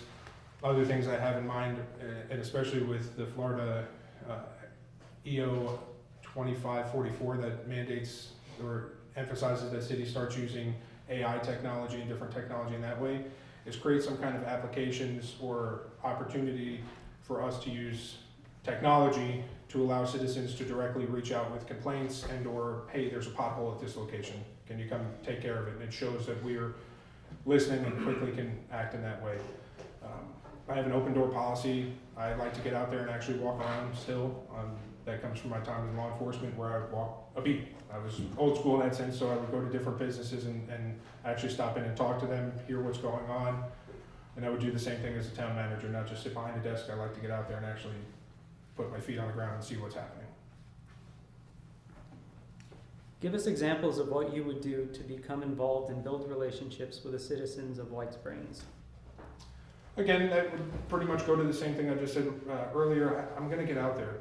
I truly believe in putting my feet on the ground, walking around, seeing the area that I'm in charge of, seeing the area that I live in, and understanding it. If you're not out there physically seeing it, you won't understand the actual needs and opportunities that people have. It's really easy to sit back and say, oh, we're doing very well because look, the numbers are going up, but if our citizens aren't feeling it the same way, we would never know. So getting out there and just talking to them, hearing what's going on, and showing them who I am as a person. Wanting to do different events, bring back events that might have happened in the town in the past that are no longer happening, and create different things, monthly markets where people can come and sell something they make at home or different things, and just getting out there and bringing my family here, showing everybody that I'm invested in the city just as much as they are.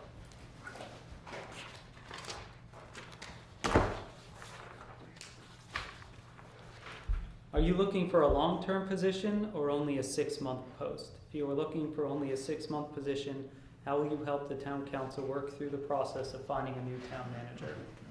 I'm looking for a long-term position. I know it says interim, but I moved up here on purpose. I came up this direction to kind of escape the big town that St. Cloud had become, and to now I have 2 children. I want to raise them in an area that I can know they're safe and be proud of. And as a father, I moved around a lot when I was a young man, so I don't want to do that to my boys. I want to stay giving them a secure, stable environment. So for me, longevity in an area is very important. What would be your earliest start date?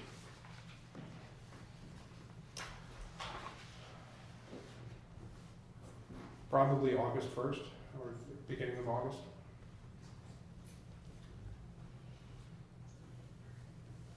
I just want to make sure that I leave my current job in good standing and don't do anything wrong with it. Which benefits are you expecting/needing? Benefits is in Health insurance? um,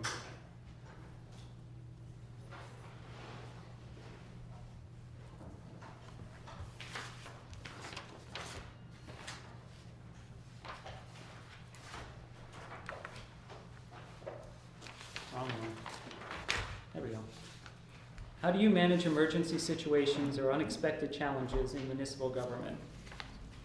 That's going to revert back to my time in law enforcement, where I was in high-stress situations pretty much every single day. So I am quite capable in those situations of just taking a deep breath, focusing, and remembering that my job is not to make a crisis or situation worse, it's to come up with solutions. In higher level government, in the same thing in the CRA, we are expected to be good stewards of our citizens' money and their time. So if a crisis or a situation happens, I need to be the calm captain of the ship that stands in front and creates solutions, working within the city's teams and departments, but also with the citizens to hear the crisis, where they are, what's going on, and find the best solutions in all ways. What experience do you have dealing with emergency situations? Again, in law enforcement, I've been in every type of situation possible, major hurricanes, remote house fires, shootings, other incidents of that nature where I've had to stay calm and make decisions, life or death, and luckily I'm still standing there. And our last question, do you have any questions for the council or anything you would like us to know about your candidacy? I am currently enrolled in the ICMA to get the accreditation to become a international city or county manager. I'm also working on my master's degree for public administration. I'm a dad of two, and I just want to leave the world a better place for my boys. If it isn't here with you guys, I love coming here. I come here all the time. You guys have the trunk or treat events, and my sons absolutely love it. And what you do here is meaningful, and I'm glad that you guys were able to and are fighting to stay a town. I spoke with Senator Corey Simon, and I'm going to sit down and meet with him again. I have some relationship with him with the CRA, and I'm hoping that no matter what, if it's not me, that you guys continue to build and do the good stuff that you're doing for the citizens. And don't forget that's who it's for, right? For me, I will always say, I'm always willing to help and give I'm good at economic development. That's what I thrive in. So if it's not me and you guys need to just reach out, I will always be available to help pass possible stakeholders or developers this way who can give you guys the right help.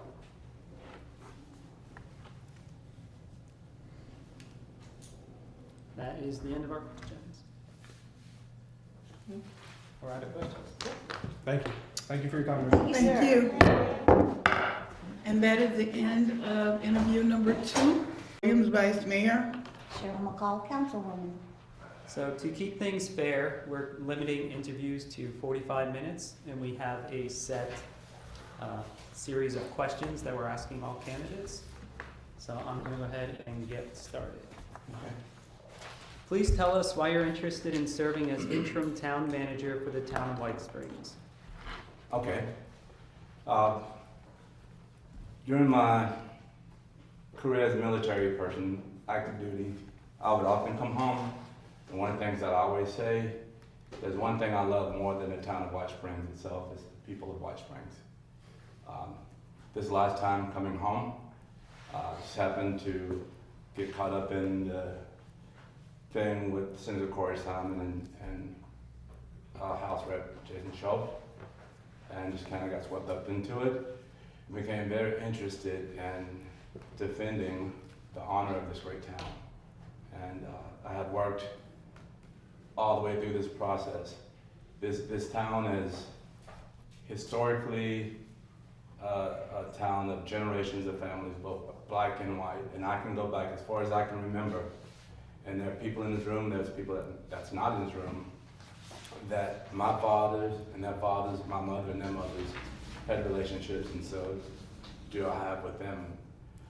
Don't know some of the newer people as well, but I've gotten to know some of them, and they're pretty good people too. I guess the town kind of drew them in that way. So going forward in an interim role, I would like help to set the conditions for the change that's needed in White Springs so that it can last another 100 or so years. Based on your experience, what are the key priorities you would focus on during your first 30 to 60 days in this interim role? Stabilizing the town. I think the town has done a wonderful job. I think you for stepping up, taking on a monumental role of running for office, stepping into the gauntlet. All the people that are here now and people that are not here have stepped up and completely shifted the perception of this town from 3-4 months ago. But there are some things that still need to be done. I think the change has begun, but it has not been completed.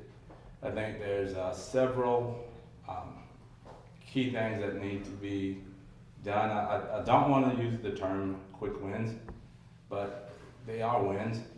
I think establishing fire services. We have a fire department. I'm not sure if that equates to the full service of a fire department. Establishing law enforcement of the appropriate role to advise and assist advise the council and assist the people of White Springs, along working with the sheriff's department, and then reestablishing and stabilizing the governance of White Springs. There's been lots of discussions about the charter. I can recall being much younger and interested in the city government, and we had a charter that I call bulletproof. That's kind of what we refer to the Constitution of the United States. It's very hard to change. It's very solid. When you get a charter, a constitution that you can change at a whim, then it's not much of a useful document. So I think in this short period of time, we have to lead or assist the citizens of this town reestablishing a useful, viable charter that will be functional and appropriate, that put people first and allow the citizens to be in control of the government. And unless it would be something that's cataclysmic, it would be almost impossible to change at a whim. Maybe if it's a requirement, the town and the council can come together and change that charter, but it should be very sturdy and resilient so that it's not changed for the next group of people that may not have the interests of the town that you have. Describe your leadership style. How do you manage staff and build an effective organizational culture? Okay, well, I have a lot of experience in that. Between studying leadership, writing about leadership, being published about leadership, and actually conducting leadership. It often depends on several things. Number one, the types of organizational structure and the people in it that you lead. For example, I was in a leadership role at a combatant command, United States Africa Command, and there were lots of interagency people within that command, Department of State, Department of Energy, the agencies, FBI, CIA, and other types of agencies. You don't really lead them, you get them to coalesce and work together towards a common goal. I've led small combat units where you can lead more directly. I've led platoons, sapper companies, engineer battalions. I've led training command structures, and I've led battalions and a brigade. In my career, was appointed as the acting adjutant general for the United States Virgin Islands by the governor, and I led a very diverse staff in that culture, as well as work with other agencies within the Virgin Islands. So sometimes it's servant leadership, sometimes it's leadership by example, sometimes it's direct leadership, sometimes it's creative leadership when you deal with complex problems, oftentimes dealing with people, and they have multiple subjective perspectives about how things look, how things appear. You see that on TV now when a political issue come up. And in their hearts and their minds, they're correct. So sometimes you have to lead people through those types of things. So in that case, you have to work very close, not only to understand them, but help them understand the environment, the situation that they may be in, so that you can come to an appropriate resolution of that problem. And then what I like to call operationalize. It's easy to say, for example, I'm gonna create peace in the Middle East. But if you're gonna send people to do it, they need something more tangible. Well, what do you want me to do to get this peace that you speak of? So sometimes in complex situations, leading complex organizations, you have to, like I say, in a very creative way, in a multiple perspective, understand the problem, understand the people and what they want, but also you have to convert those idealistic things into more tangible, objective actions that people must take. Things that you can assess. Okay, we were gonna do these 3 things to accomplish this complex solution. Well, how are you gonna measure those things? So you have to operationalize it and make it tangible and accessible so you can determine whether or not you're making progress or not making progress. The town recently underwent an operational audit from the Auditor General's office. What experience do you have with this process? How would you approach bringing the town back into compliance with the Auditor General? Okay. Give me a minute, I want to reference something.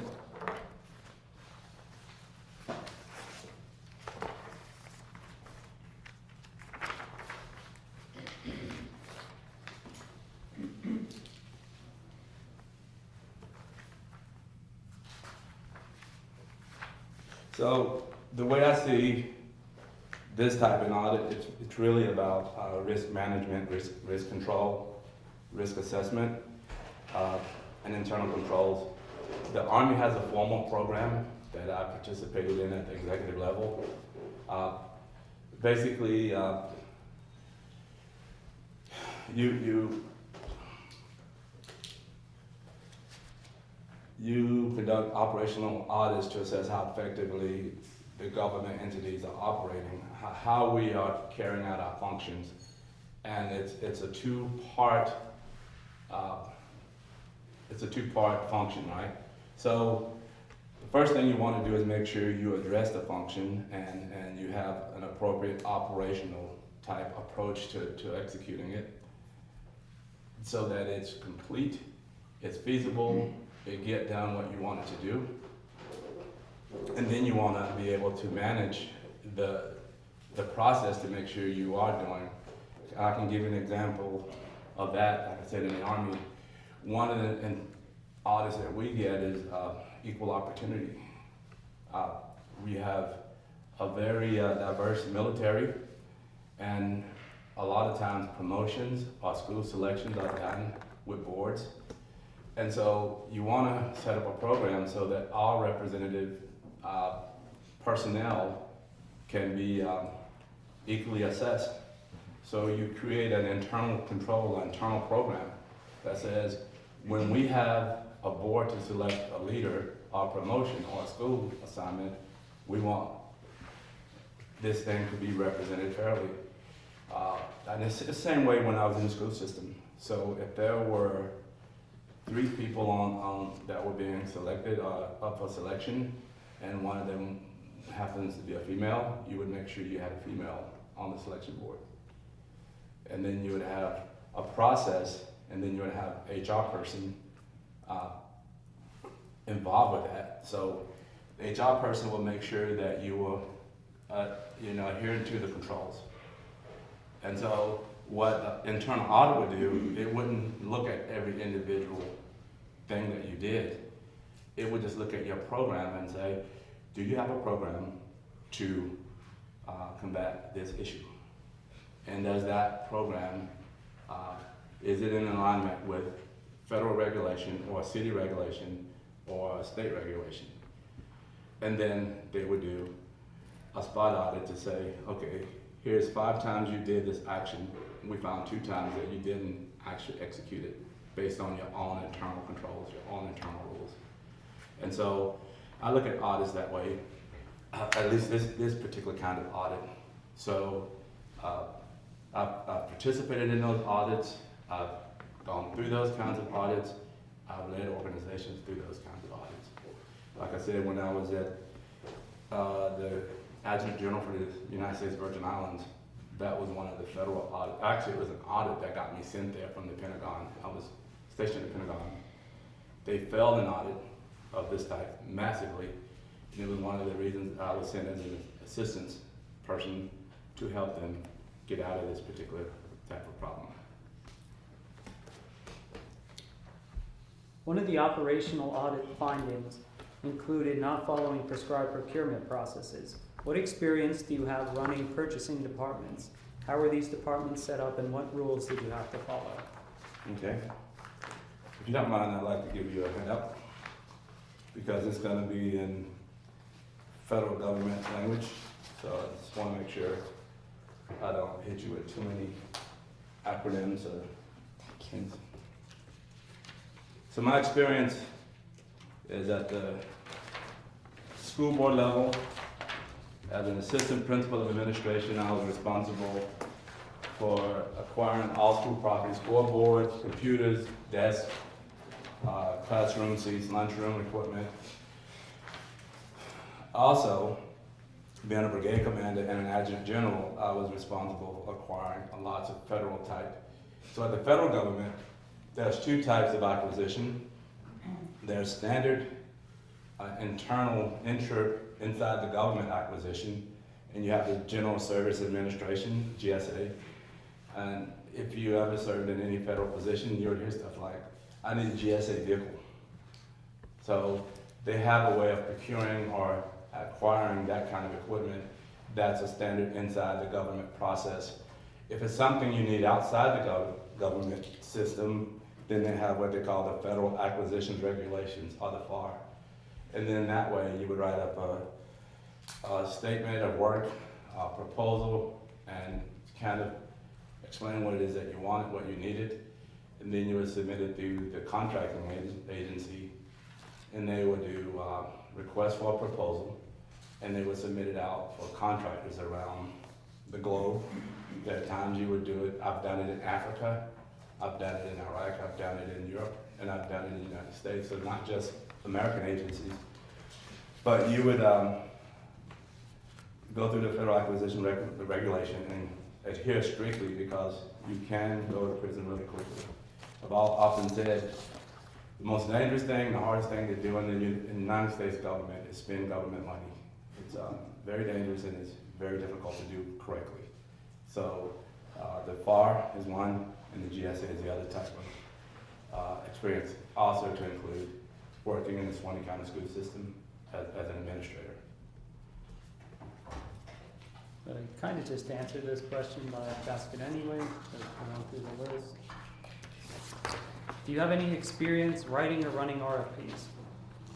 Yes. Probably the most relevant one to this process, when I was at Fort Stewart, Georgia, I think 2008 to 2010, I ran a training directorate, and it was during the surge, and we often had to contract native speaking Iraqi or Afghan citizens of the United States to do role play. It was very obscure, non-standard role, non-standard process in the Army. So working with the combat training commanders that were going forward into theater, we would sit down and determine what their requirements were. And then you'd have to write a request for proposal in the FAR process to go out and contract citizens of the United States that were native speakers. And we also would contract for cultural experts. And then the Department of Defense, Department of Army would let sometimes hundreds of thousands, if not millions of dollars worth of contracts to bring those individuals on, and they would participate in the training process.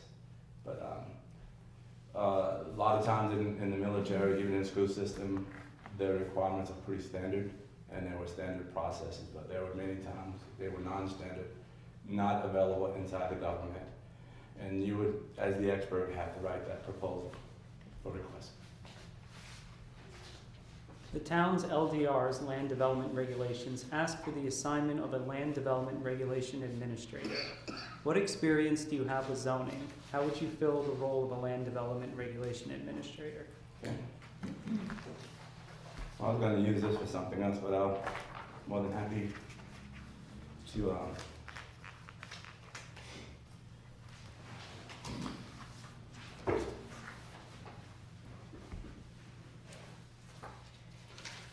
don't worry, this is not classified, it's open source. It's something I work with, but it clearly says unclassified, and it's available on the internet.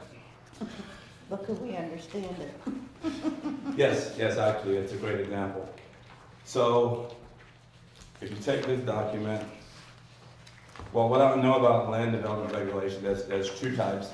You have zoning and you have comprehensive planning. When I was at United States Africa Command, I served a year as the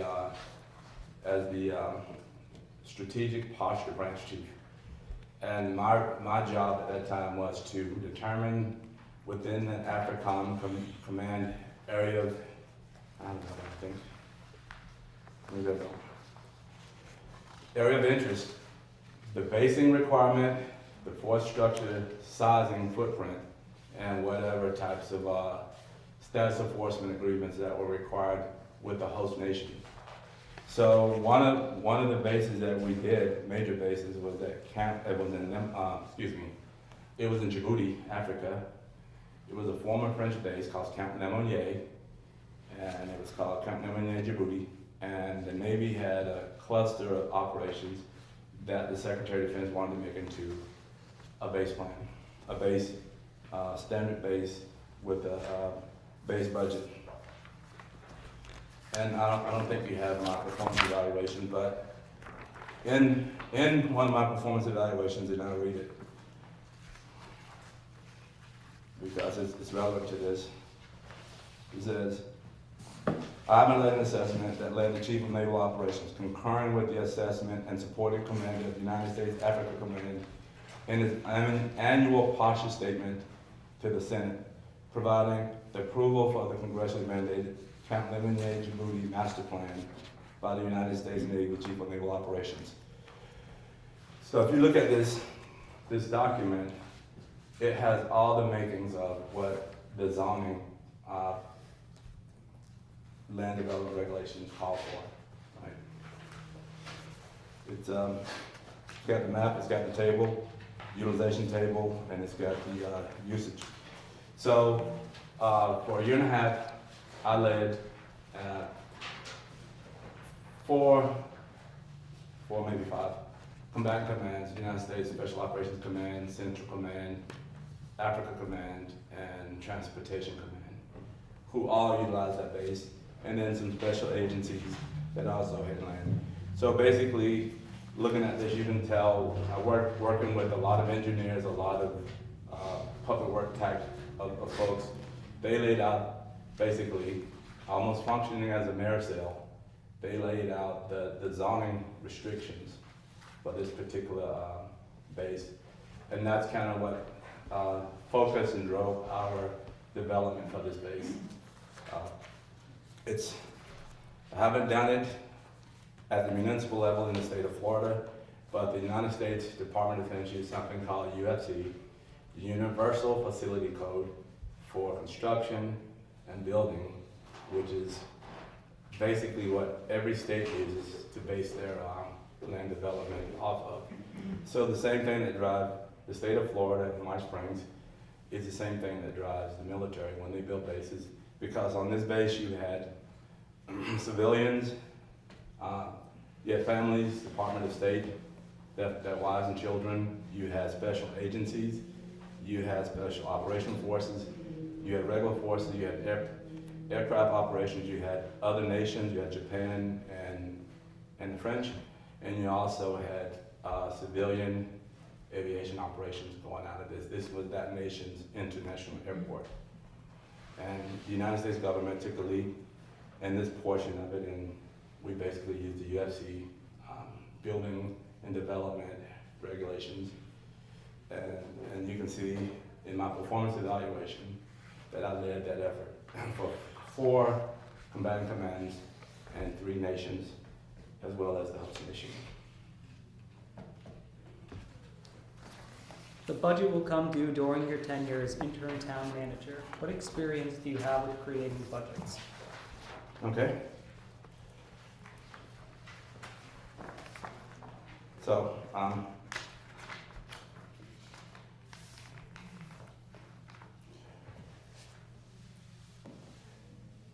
the reason I was going to use this slide deck was to talk about my budget experience.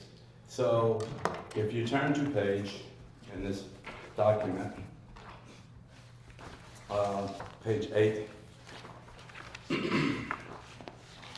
you'll see something that's called ROM, rough order of magnitude of cost.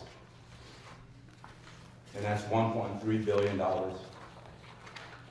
So my portfolio in that role was $1.3 billion. And that wasn't necessarily a budget per se, because it included all the agencies and all the other organizations' budget combined.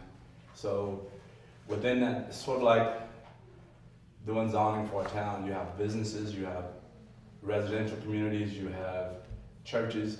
They bring their own money, but you take that money and you manage it through a zoning process so that they can get what they need. So I manage the federal portfolio of about $1.3 billion in this process, and that's also noted in my performance evaluation, the same one that I just mentioned. When the whole purpose of this exercise as the Chief of Naval Operations, that's the 4-star admiral that runs the Navy, was, you can see, he had concerns that the other services and agencies were gonna make him spend too much of his budget. So he wanted to ensure that the requirements listed were the requirements that was really important. So that's what I did. I led all those agencies, those other combatant commands through that process. And we actually found some savings because the original budget was $2 billion. And we got it down to 1.3. And it's listed in my performance evaluation is because we got 36 requirements reduced down to 6 by combining and finding overlap in some of the functions and some of the things that need to be done. So now I have managed other budgets, much smaller. Budgets of about $1 million in the school system. That's every year you have to reset certain classrooms. You had it on a rotation. I think it was about 4 or 5 different classrooms. They would get new desk, new dry erase boards, new teacher's desk, new TVs or monitors as they call them. And you would rotate every year 5 teachers would get a new set until you get around to the starting over again. Auto shops, the agriculture department shops, those were classrooms too, buying tractors, the football stadium, new bleachers, new scoreboards. So I would manage that budget. As assistant principal of administration, I was responsible for anything that didn't have to do with academics. So discipline, attendance, sports, academic competition, medical, the nurse's office, nurse's equipment. I was responsible for managing that budget. And then as a commander, company commander, battalion commander, brigade commander, I would have a more modest budget. The last budget I managed was about $14 million a year. And that was to do with training, travel, school, sending soldiers off to school, deploying them into theater if they needed to go on a rotation or deployment. And the way that I did that, because again, one of the hardest things to do in government is to spend the money correctly. They have different colors of money at different lines of accounting. You would forecast the requirement, and that's kind of easy to do. You know how many soldiers you have, you know how many need to go to school, need to go to training, need to go to school, you know how many units you're gonna have deployed. In the school system, you knew you had 5 classrooms, so you can forecast. You can kind of get some rough order of magnitudes of what that cost would be. So the year before, you would submit your forecasted budget, and that would get rolled up into the big budget. So at the end of the day, you take all those different lines of accounting, different colors of money that will be coming to me, my organization, you put it into a big bin with the different deviations of what that money would be for, and then you would send it to a comptroller. The comptroller would then release it to my budget director, and then we would execute. And I just want to finish by saying this. One of the things that I found very helpful is to moderate and monitor the spending as we went through. So, for example, if I had, been in the Virgin Islands, I would send 200, 300 people to Fort Stewart, Georgia to conduct weapons qualification training. I would know how many weeks that would be, how many people would go. I know approximately how much leasing an aircraft going through Delta Airlines, and then how I need to charter an aircraft going and one coming, the food for the 2 or 3 weeks. So you can do what we call the cost estimate worksheet. That's by person, by day, by rank, by everything. And it was a automatic spreadsheet. So as you put the information in, it would give you a total at the bottom.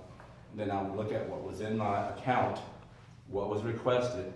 Then I would look at other things that would be coming due during the rest of the year and say, okay, we're on track. We did a good forecast. Then I would release the money to be spent. And then it was more difficult sometimes when it wasn't a big movement. If it was an individual that had to go to school for 6 months or 5 weeks or whatever, that's one individual. Those were a little harder to track, but we tracked them nonetheless. We used the same process, whether it was one person or one organization, we go through the same process. And as we utilize the money, the funds from the budget, it would decrement the budget. And sometimes you would see that you're on a glide path, that you're gonna run out of money. They didn't mind that as long as you came in ahead of time and said, hey, look, my burn plan is a little fast. I'm gonna need a little bit more money to get me through the year. And they're like, okay, no problem. Or, I'm not burning through it as fast, I may need to get some back. And then they would take that money and push it to somebody else that would.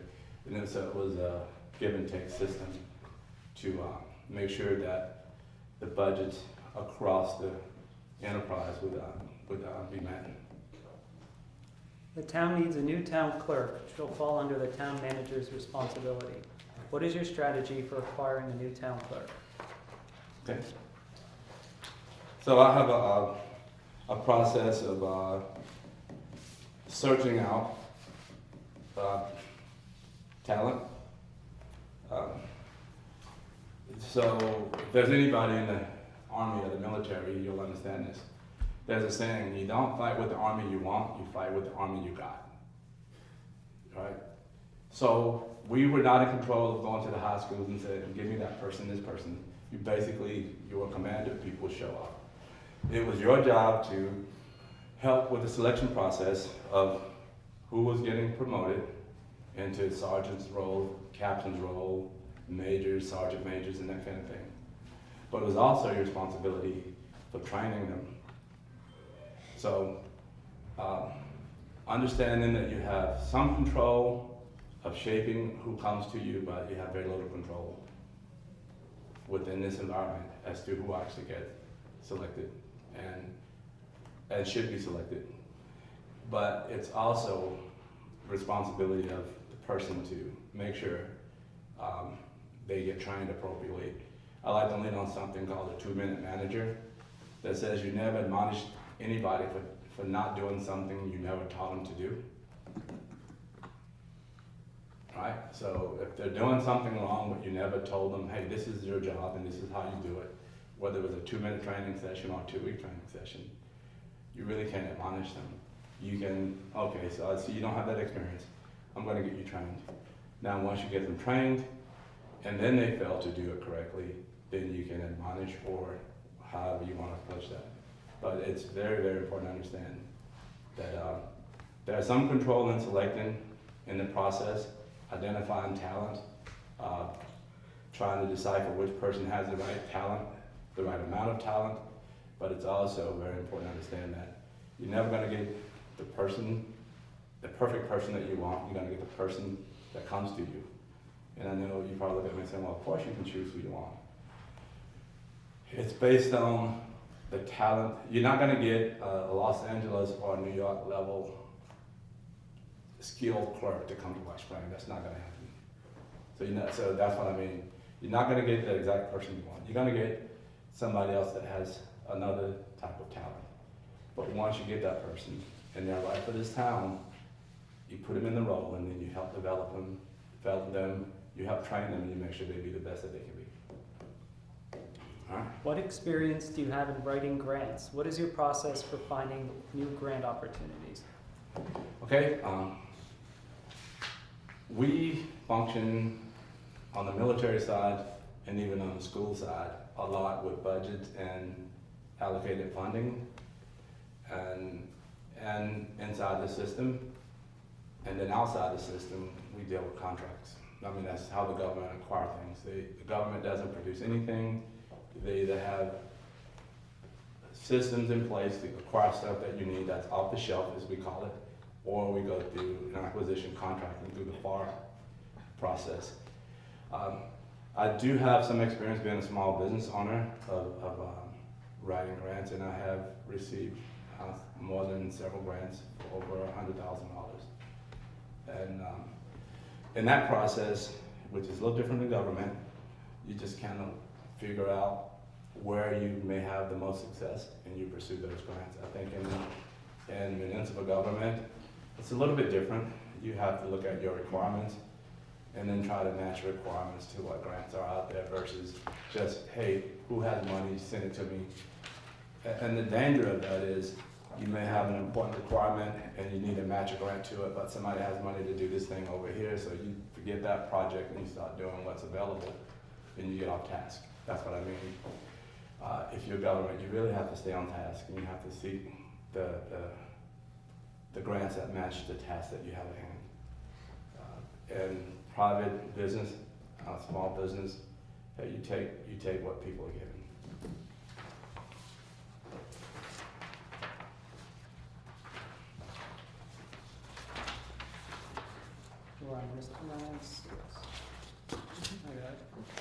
As interim town manager, one of the most critical roles you will fulfill is the development and adoption of the municipal budget. The town budget must be prepared in accordance with the Florida Truth and Millage Law and Florida Statutes Chapter 166. Please share your knowledge and experiences in these laws in developing a municipal budget. Well, I do know, again, it's a great transition from federal government spending to this. And I do understand that for whatever reasons, the legislature saw fit to constrain municipal government on their spending and even the ability to raise funds through the various taxing mechanisms. I understand that. So with that said, what I do know about White Springs is because of the size of the town population and businesses that we have that generate revenue, we are constrained within the state statute of how much we can raise and how much we can spend. And I think that has been one of the things that have been causing issues with the town and how it's governed. But I will say this, studying this book, there's 80 plus municipalities in the state of Florida that's smaller than White Springs. And those municipalities does not have the resources that White Springs has. It doesn't have 2 state parks and it doesn't have an industrial base the size and scope of Nutrient. So with that said, this is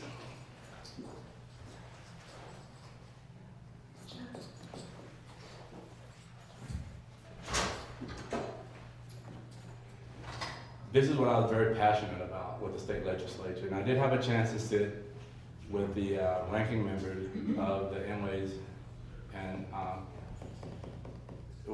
Means Committee and her compadre of Democrats. And this is what I was so passionate about. Until you tell me you have to shut down because those towns can't function because of their size, then I know Fortified White Springs can. And we have better ways than they at this current time. But I do know that the laws and regulations that exist, we can certainly use the resources and assets that we have to greatly benefit this town. But I also think we should pursue control growth. What I mean by control, the right kind of growth and the right amount of growth that would, within the scope of the state statutes and the local legislation, that would give us the revenue and the taxation that we need to function absolutely appropriately for this town.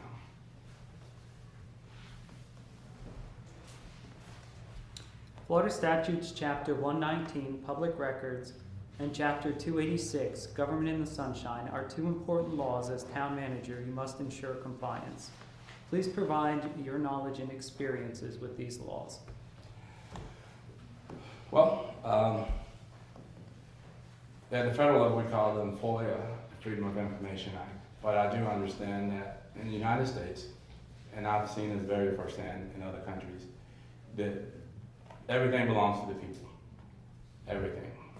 And if it's outside of national security, then or an ongoing investigation, then all matters, to include all the information, belong to the citizens.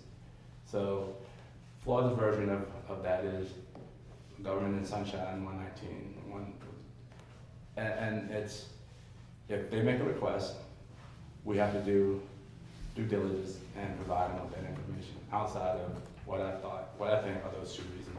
It's an ongoing investigation on national security, but bottom line, I guess fundamentally it just says everything that is done by the government belongs to the people, to include the information that is produced. And I just want to say this too.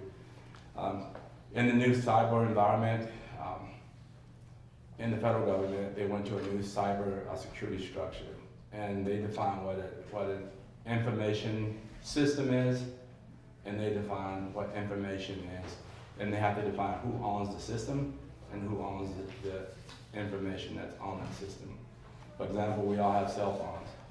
If you work for the city, that is an information system that belongs to the city. Therefore, any information you put on that phone is city property. Even if it's a little snuggly to your spouse, it becomes public information and it's accessible by the citizens.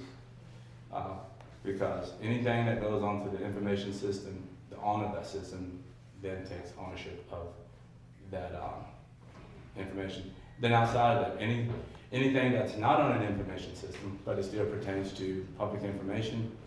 So even if you put it on your own personal phone, but if it's public information, then what we learned in the military, if I use my personal phone to conduct official business, then everything on my phone becomes accessible by the public because I made that a public information system by putting government information on it.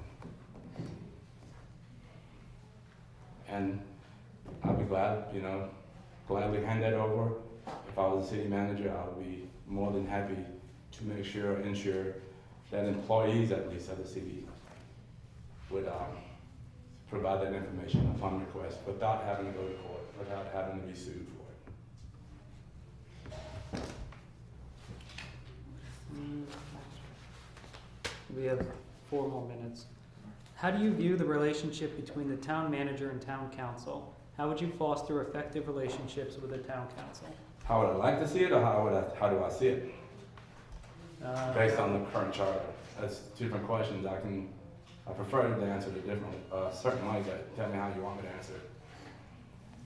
We pretty much just ask whatever is written, so. Okay, so personally, the way I see it, the town manager should function as the chief of staff. We don't have the current government structure to do that.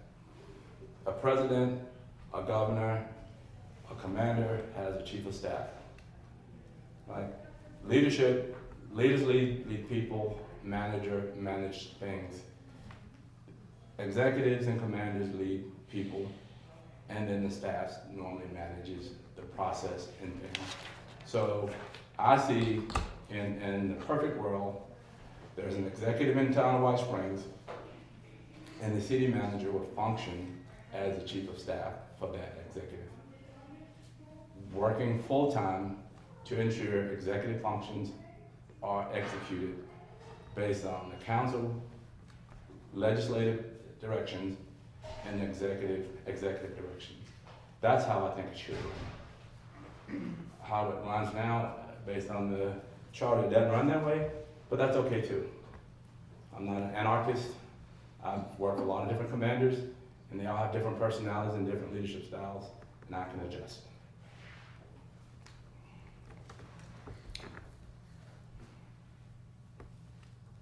Okay.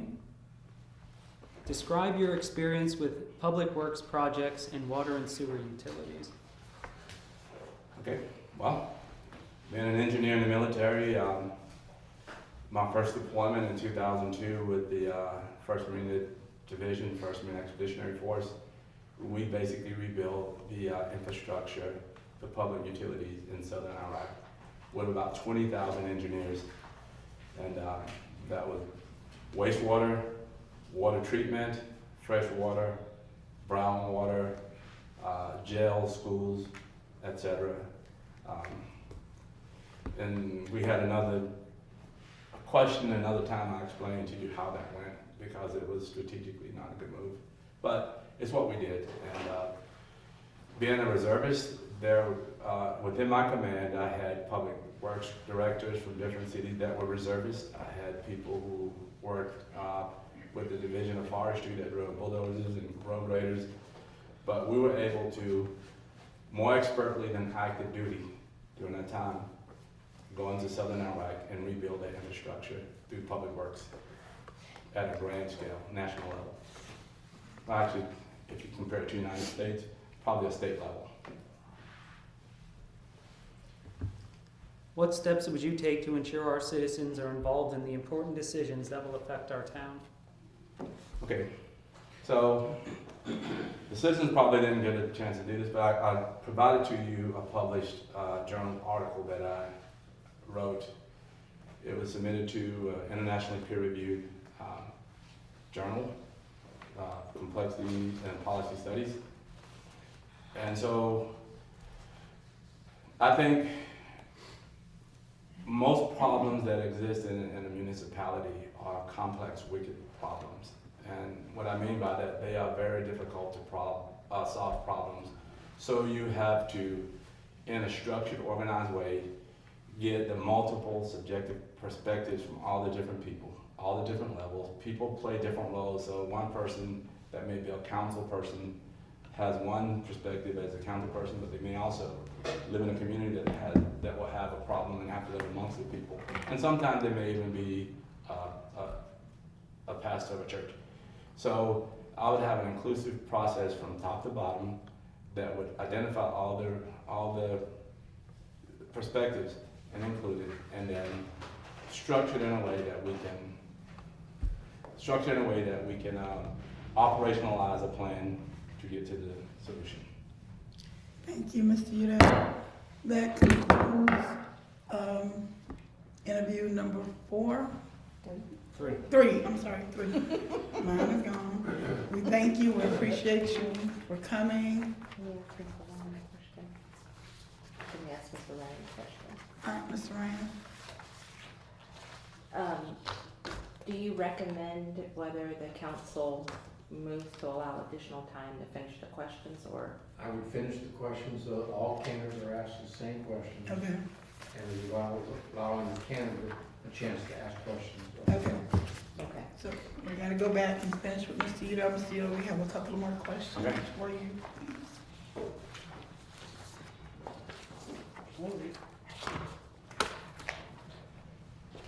Please.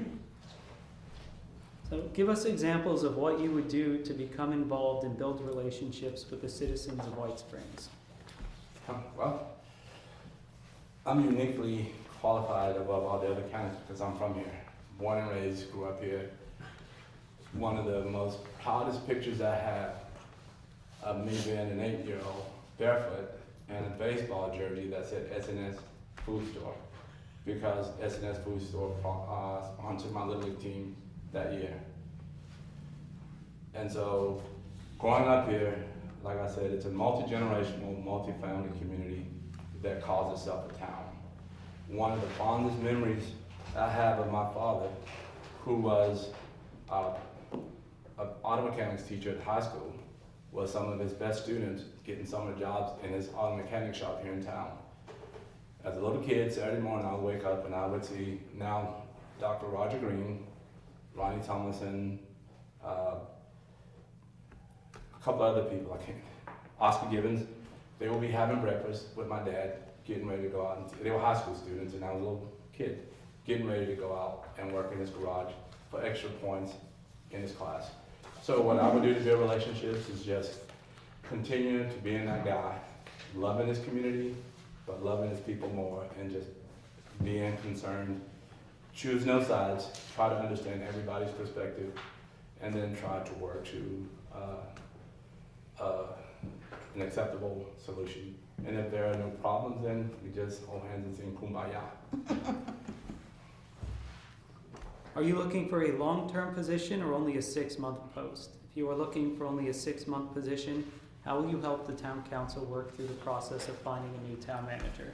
Well, what I stepped up to do is step into the role as interim, not because it's short-term, but because I think it requires a special kind of skill set, and I think I have that skill set. And I'm looking to step in and basically help the town, help the council, help the mayor, set the conditions, and it's short-term wins, doing those things that I know the town needs done, doing the things I know the people want done, and doing the things that I know the council itself has in their target to accomplish. I want to be able to help establish those things and set the conditions so that moving forward, beyond that 6-month interim, beyond your 2-year tour, your 2-year assignment, excuse me, not tour, 10 years, 20 years into the future, we've done a great thing here by setting the conditions. I think on one of my performance evaluations, it said the things I've done in Africa will serve Africa and the United States for years to come. And that's kind of how I look at problem solving and working with people and setting policy. I consider myself a policy maker.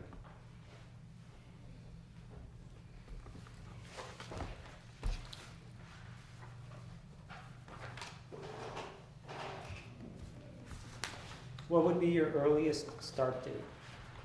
Tomorrow. I sit at my computer at my desk at my house and I look at the city hall. I know, I can even see the trailer. I can see both. I can see both and comes. And you don't have to do the pay thing yet. It's just, I can start tomorrow. As long as if I trip and fall, you won't take me out back and put me out in misery. But I'm available immediately. Which benefits are expected or needed? None. 30 years of military service. Don't need any. And I would be even willing to negotiate an equitable amount of pay for the benefit of the town, so that none of the town get out of benefit.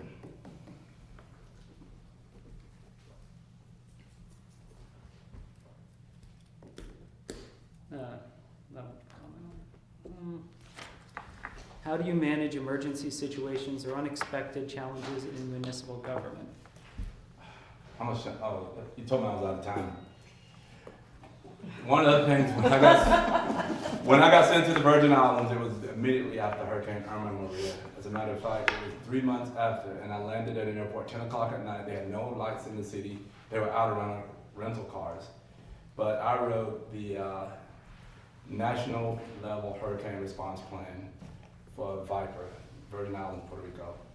That requires what I call an overseas deployment by the United States government to include Title 10 military, Title 32 military, and the other 15 emergency management codes to include law enforcement, putting power pole electricians in their trucks on ships and shipping them to the Virgin Islands on short notice, and basically rebuilding an island. So work with the FBI, Homeland Security, New York Police Department, Georgia Police State Highway Patrol, power poll workers from different states to do immediate deployment. And just one other thing too, just kind of to show the level of complexity, there's always at least a handful of people on the Virgin Islands that if you lost electricity for more than an hour, they would die because they were critical care patients. Developed an evacuation plan for them. So even before the storm hit 5 days ahead, we would make a decision to spend about $12 million to get 5 people and their families off the island to a hospital in the United States into an apartment.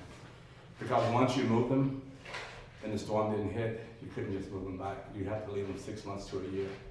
So all of that level of planning is my expertise. So I have to ask this question because it's on the list, but you kind of already answered it. What experience do you have dealing with emergency situations? Oh, Well, I have to ask. I was the chief of plans and operations for the Virgin Islands, and I worked with the Virgin Islands, FATIMA, Virgin Island Territory Emergency Management Administration, and building that plan along with Puerto Rico, connecting the federal with the territorial level government. Do you have any questions for the council or anything you would like us to know about your candidacy? Thought about this and the appropriateness of it, but I'll do it. So I know the town very well. I know you guys. I'm not gonna pretend I don't. I know you guys very well, and I think a lot of you. I just want to say to the town and to you, we've done this thing where we've always sought outside help to help us because we didn't think much of ourselves. It's always, well, you can't get the people with the requisite education, the skill, the know-how, sophistication, whatever you want to call it. And we always think somebody from a big name place, Rhode Island, Texas, whatever. Here's my thing, and this is what I go back to, the little picture with the 8-year-old with the SNS baseball t-shirt and barefoot. I grew up in this town. I remember when the street that my mother lived on wasn't paved, and we played kickball in the dirt road, and then it got paved, and we would take chalk and draw the bases and play stickball. I've gone all over the world, been sent by secretaries of the Army, 4-star generals. I've briefed the Secretary of Defense at Cape. I've been assigned to multiple 4-star headquarters, sent to the Virgin Islands, became the Adjutant General. Because outside of the confines of the prejudicial eyes of, hey, he's from White Springs, people thought a lot of me. And sometimes we don't think a lot of ourselves. We see candidates from White Springs, and I know, there's no reflection on you, but other previous councils. We'll have local people from White Springs that would apply. We go, that person from wherever, from that city, they just sound so much better. Not really knowing all the background, all the baggage, or even the role that they really played. Sometimes it takes a pretty poor frog not to praise its own pond, or not to praise their own people. And I'm just gonna be as arrogant as I can be with this. You're not gonna find these qualifications much anywhere. And I'm pretty expensive, to be honest with you. And but I'm here in White Springs now. It is my intent to build a house on some property I have right here in White Springs, 3 different homes, but it's my intent to build a home here in White Springs where everybody will have to stop and talk to me because they have to pass my house every day. And it's my intent to watch the pine trees grow for the rest of my life.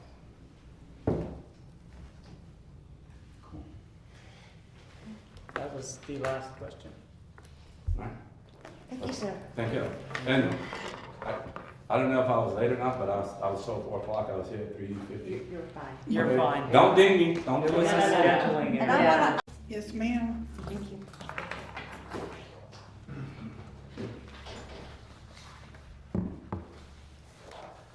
Hello, you go by Hello. Connie? Yes. So my name is Robert Gamsby. I'm a town council member here. Nicole Williams, Vice Mayor. Cheryl McCall, Councilwoman. Nice to meet you. So to keep everything fair, we're just asking the same questions to every candidate. So we're gonna go through a list. We're putting on a 45-minute timer, so we'll tell you when time's up, Okay. and we can finish the questions quickly after that. All right.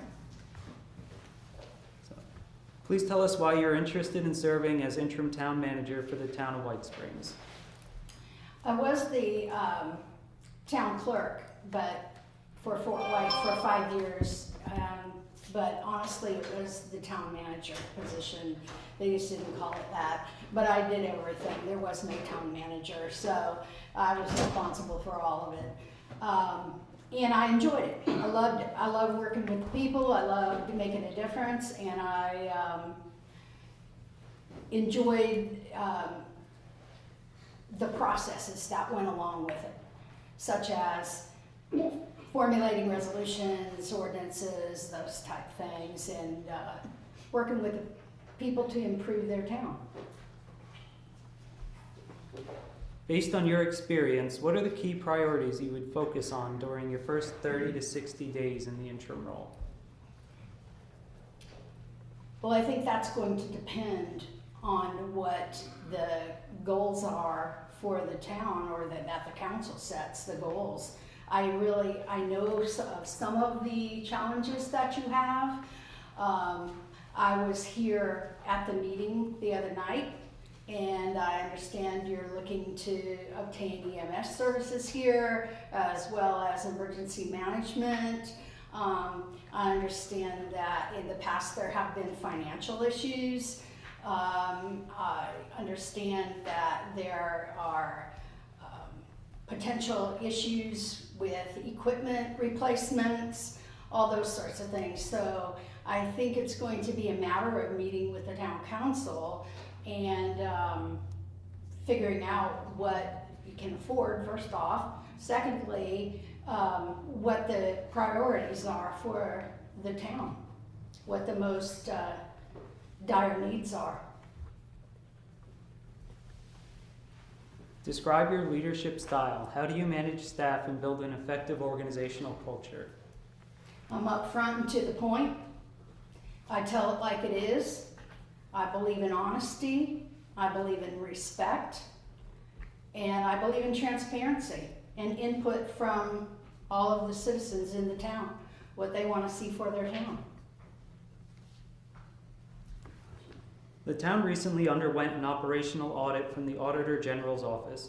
What experience do you have with this process? How would you approach bringing the town back into compliance with the Auditor General? Well, to bring it back in compliance with the Auditor General, it depends on what their findings were. I don't know what the findings were. I'd have to read the report. First off. Secondly, I'm currently a tax auditor right now for the Department of Revenue, so I'm familiar with audits. I've also formulated budgets and been responsible for maintaining an $11 million budget when I worked for the Columbia County Public Works Department. So I'm familiar with the whole process, budget amendments, budget approvals, all of that. I have experience doing all of that. One of the operational audit's findings included not following prescribed procurement processes. What experience do you have running purchasing departments? How were these departments set up, and what rules did you have to follow? Well, I wrote a purchasing policy for the town of Fort White. And that should be what you follow, is your purchasing policy.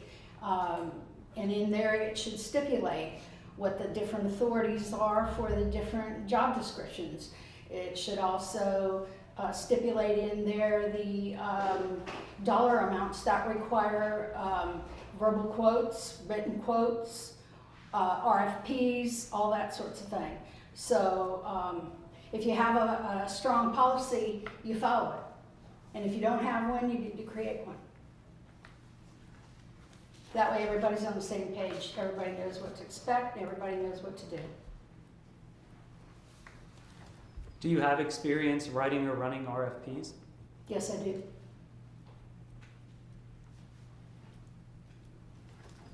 The town's LDR's land development regulations ask for the assignment of a land development regulation administrator.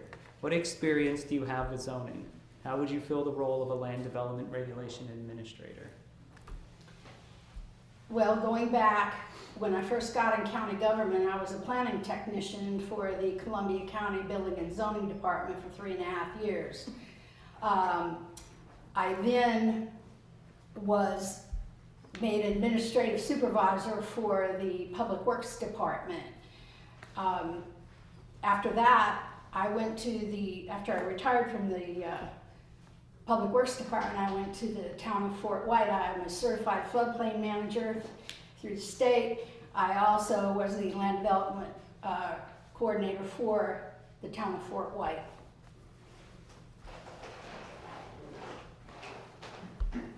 The budget will come up during your tenure as interim town manager. What experience do you have with creating budgets?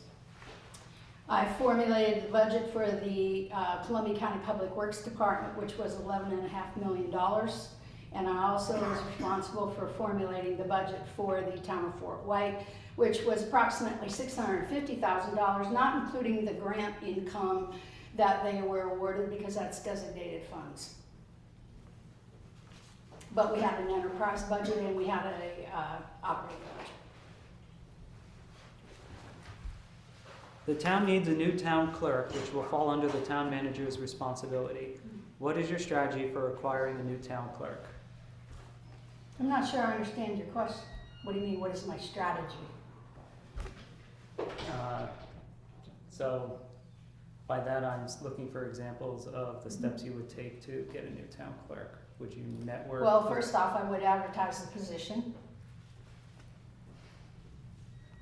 I would see what kind of response we got from the advertisement. I would utilize Florida League of Cities perhaps and put it on the website. I know the town here has a website, put it up there. And see what kind of response. If there's a sufficient response, then of course we would accept applications and have requirements in those advertisements of what would be required. Go over the applications accordingly. If none are acceptable, then we would have to re-advertise. What experience do you have in writing grants? What is your process for finding new grant opportunities? Florida League of Cities has grant, I believe they have a grant website that they publish that you can go on and look for grants. There are also through the State Department of Commerce that you can research grants. I'm also very familiar with grant personnel out of Tallahassee that I've utilized in the past. Andy Easton and Associates. We were responsible for obtaining 2 CDBG grants for the town of Fort White, as well as a FERDAP grant, which is a recreation grant of $50,000. The CDBG grant, one of them was for $600,000 for rehabilitation of houses.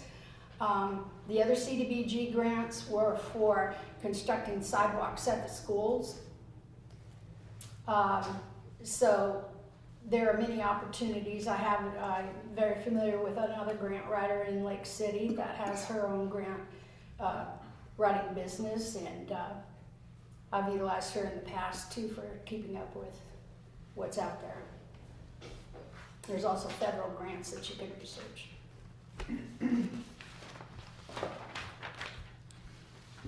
As interim town manager, one of the most critical roles you will fulfill is the development and adoption of the municipal budget. The town budget must be prepared in accordance with the Florida Truth in Millage Law and Florida Statutes Chapter 166. Please share your knowledge and experiences in these laws in developing the municipal budget. Well, truth and millage comes into play if you have a tax base. I don't know, does the town of Fort White have a tax, city property taxes? Yes. You do? And to my knowledge, the trim was just submitted by Mr. Powell. Correct. Yes.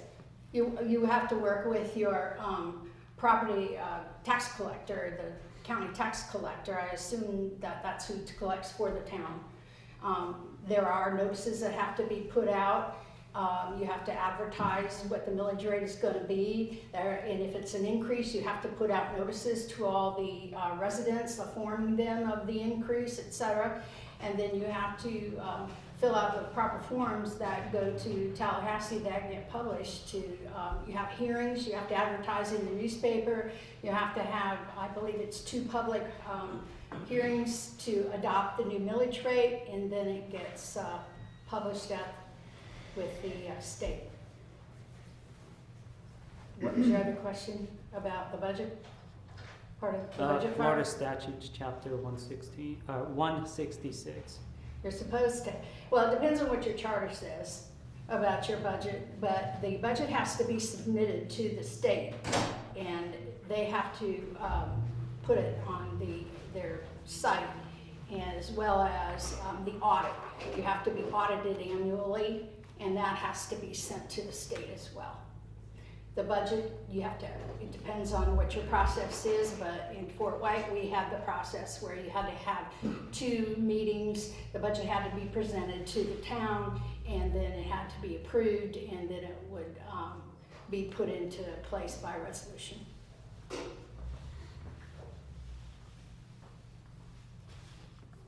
Florida statutes, chapter 119, public records, and chapter 286, government in the sunshine, are 2 important laws. As town manager, you must ensure compliance. Please provide your knowledge and experiences with these laws.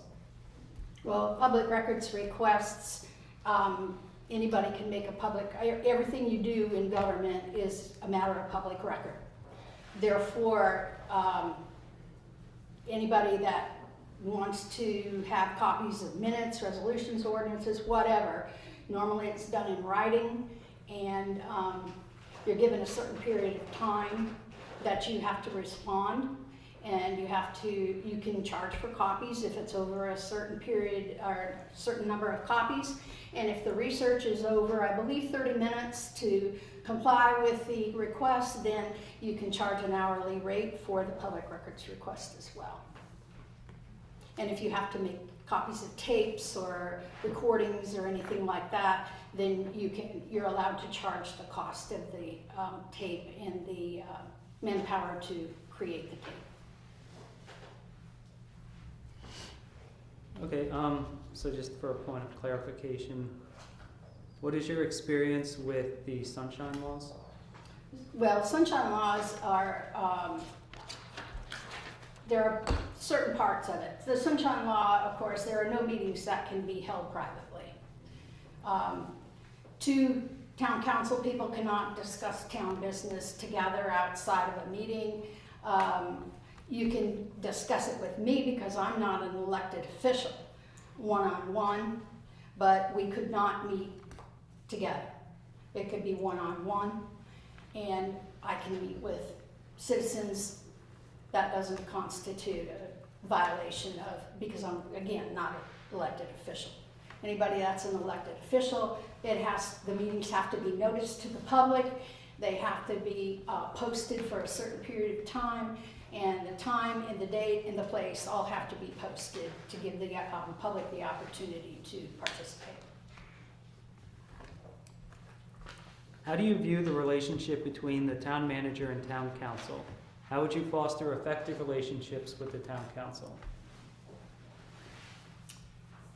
I believe that the town manager is the day-to-day person that should be responsible for gathering the information, for supplying all of the pros and cons of an issue to the town council, and the town council is the governmental body that makes the decision about what to do from there.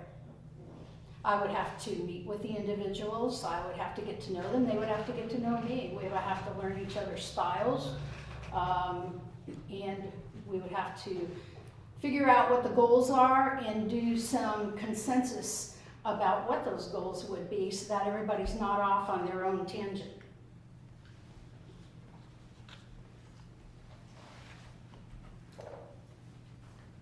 Describe your experience with public works projects and water and sewer utilities. Well, as I said, I was the administrative supervisor for the Public Works Department for Columbia County for 10 years. We were responsible for all the road maintenance, easement maintenance. We had developed a work order system, tree crews. We had a tree crew, a sewer crew. We had a mowing crew, and we had a roadway maintenance crew. So I was over all of those as far as the management of the personnel, the equipment, the administrative part of it. There was an operations superintendent that handled the scheduling and the actual oversight of the supervisors that had each crew. I was responsible for all of the personnel management as far as the payroll, the annual reviews, the discipline measures, etc. And what was the other half of your question? Public works projects and water and sewer. Oh, water and sewer, yes. When I was at Fort White, we obtained a $10 million grant from the legislative body to put in sewer system. We also had a water system there, and I was responsible for the day-to-day operations of that system, as well as the billing and collections, and oversaw the utility superintendent that performed the meter readings and the connections and the disconnects and the repairs. There were broken meters, pipes, etc.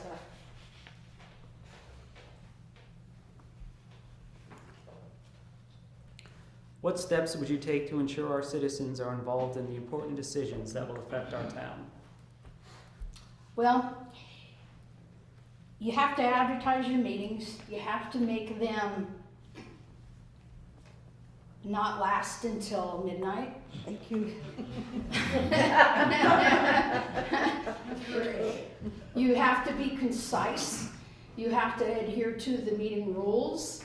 I think everybody should be given an opportunity to speak, but I don't think they should be allowed to come up here and bloviate about things that are not on the agenda. I think if there are things that are of concern to people, that the proper protocol would be to call the office and ask to be placed on the agenda, so that you have an idea of what is going to be, what you're going to be facing at the meeting, so you can be prepared for it. I think that cuts down on the length of time that gets wasted, so to speak, if you will, on going off on tangents. I think it has to be directed, and I think it has to be upfront, and I think people need to expect to know ahead of time what's going to be discussed at the meeting as well, so that they can be prepared when they come. Give us examples of what you would do to become involved and build relationships with the citizens of White Springs. Well, I have an open door policy. Anytime anybody wants to come and discuss anything, they're welcome to do so. I think that it's a good idea to attend different events that the town puts on, get to know the people in the town, and be a face out there.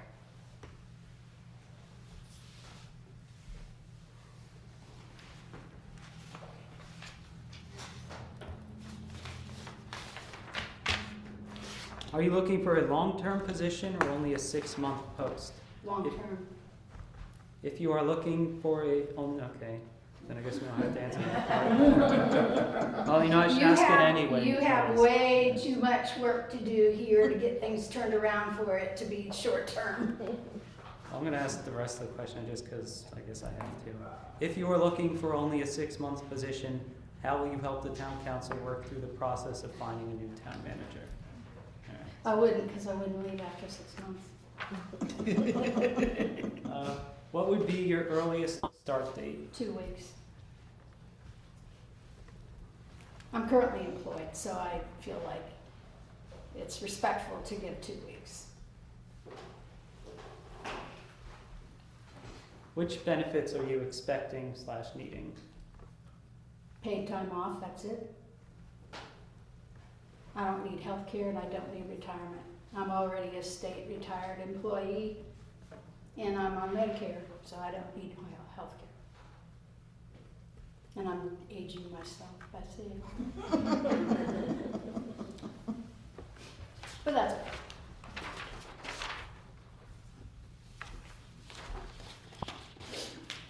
How do you manage emergency situations or unexpected challenges in municipal government? Depends on what they are.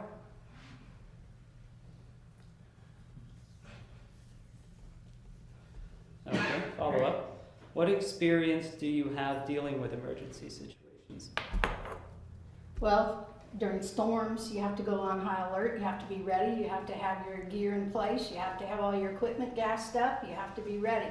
You have to have your radio system charged, and you have to be in touch with, if you have an emergency management department, or if you have a committee, et cetera, you all have to be on the same page and be in constant contact with the personnel that are vital. Police, fire, everybody has to be ready.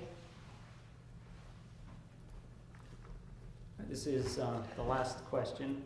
Do you have any questions for the council or anything you would like us to know about your candidacy? I think my cover letter pretty much outlined my experience. I think that if you contacted the the references rather, on the cover letter, that they would tell you that I think my qualifications are adequate, if not better than adequate for what you're looking for. I've had experience in small government, which has a whole set of challenges because you don't have a whole lot of people to do all the jobs and you don't have a whole lot of money to do them with. So you have to be very cognizant of the funds, spend them wisely and productively.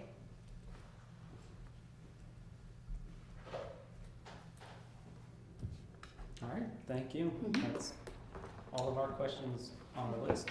Okay, Thank you. thank you. You're welcome. And that concludes interview number 4 with Ms. Connie Brecheen. And right now, we're at number 2, citizen input, limited to 3 minutes, please.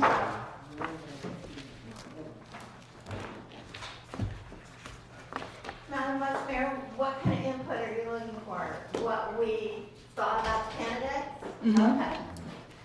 My name is Adrienne. I live at 16560 Jewett Street. I liked the gentleman who was the law enforcement officer. I think he was Mr. Nicolas. Frigiola. Frigiola.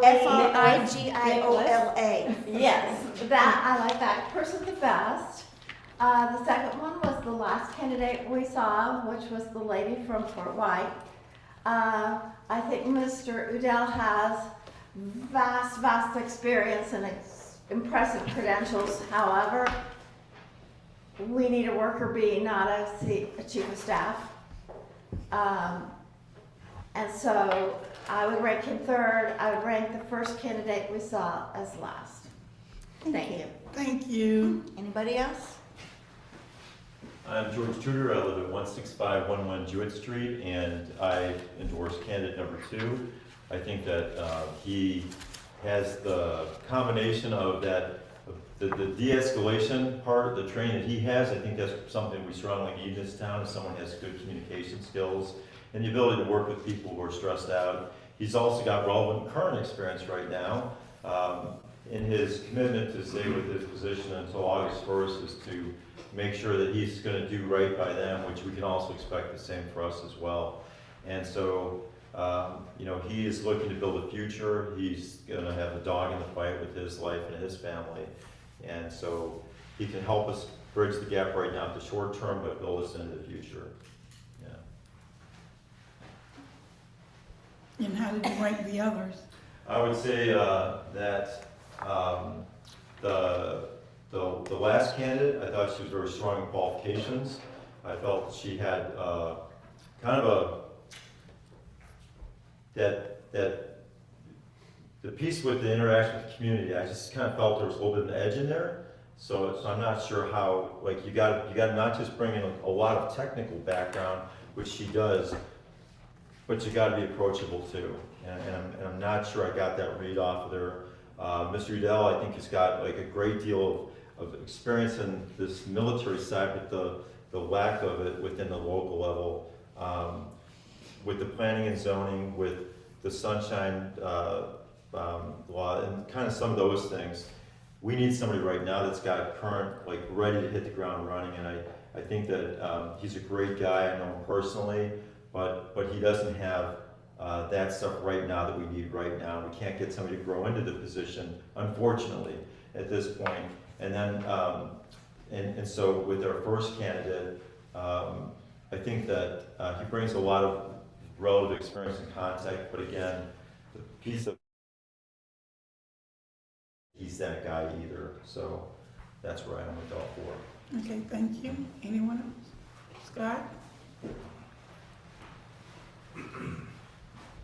Scott Gay, 10565 Kendrick Street. I would like to say I would endorse the gentleman from Live Oak. I think the fact that he has law enforcement experience, he's current in the community redevelopment, which is what we need. That means he has contacts that maybe wanted to come to Live Oak, maybe wasn't the right fit, so maybe he has a list of people that are still candidates for here. He's involved himself in our community. And I think he's the only one, from what I could tell, had read our operational audit with 16 findings. And that is a critical document. The state spent $40,000 or $50,000 creating that document, and it's a perfect roadmap. And so I was impressed that he had looked at that. Ivan owns, 3. I grew up with Ivan. I look forward to developing the town with Ivan. I mean, between the things he has and the things Julie and I have, I think Ivan would be better on the development side. I mean, he already has a restaurant down there, and I think he would do anything for the town. But I'm with George. I mean, somebody's got to get their hands dirty tomorrow on, So to answer your question, I would go with the gentleman from Live Oak 1. Connie would be 2. I didn't see the first gentleman, so it's not fair for me to comment on him, but he did seem to have some knowledge of the audit situation that we're in when I spoke to him in the parking lot. So that's what I have to say. Could I add that the law enforcement gentleman didn't describe anything as problems. He said they were opportunities. I liked that. Which I thought was a very interesting way to approach something. Yes, sir.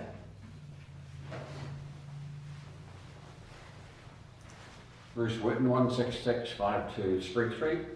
I'm not going to go into details of the 3 who I don't think should get there, but they're all creditable and worthy experience. But as far as what this town needs, the one that stood out for me was Nicolas Frigiola. And the comments I made of him was he's done his homework on White Springs, as a gentleman here just mentioned. So he did his homework. That came out in what he was talking. He had the paperwork up here. So that spelled a lot of things for me. He's energized, he's hands-on, he explained a lot about his hands-on knowledge, and he answered instinctively. Every time you asked a question, he was there with the answers, boom, boom, boom. He was up and running, so that's what we need.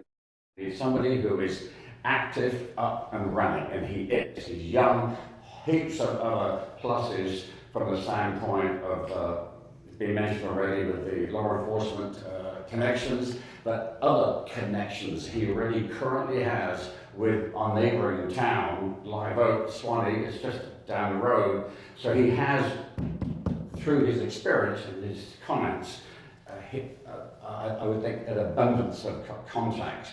Plus, he's a local man, he wants to live here, he wants to live here with his upcoming family and wife. So, so heaps of pluses in my opinion. The other three were extremely credible.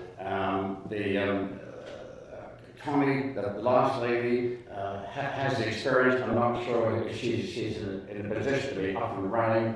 And then, oh, same old, no. Our town is different. It almost needs somebody who's familiar with the town already. Now, so in comes, on that line, Ivan would be a great organizer. I'd like to see Ivan, not as a town interim manager, but as somebody who can give heaps of input in conjunction with the new interim manager and make this town work as a leader. But my time's probably up, but my vote is for Nicolas Frigiola. I scored him 35 points out of 40 for me, and he edged out the other three. And I think he's the guy, and he's going to love it. He's here for keeps. That's the big issue. The only downside, which I'll quickly mention, he did say his start date couldn't be till August 1st. Maybe we can manhandle him to bring that forward a couple of weeks. Thank you. Anybody else?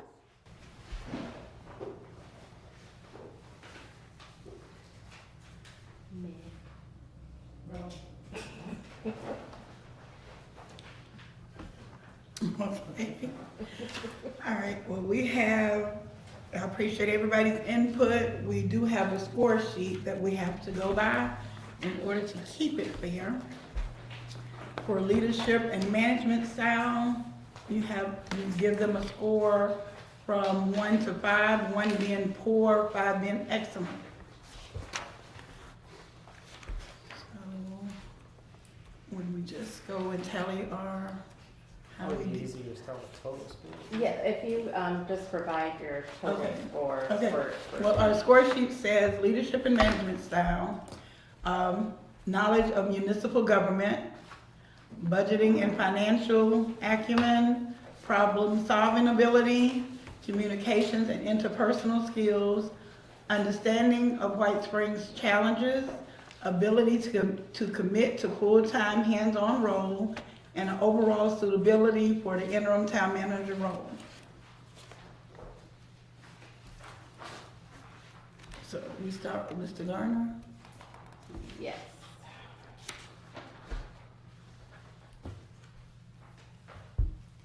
So I gave him 39 out of 40.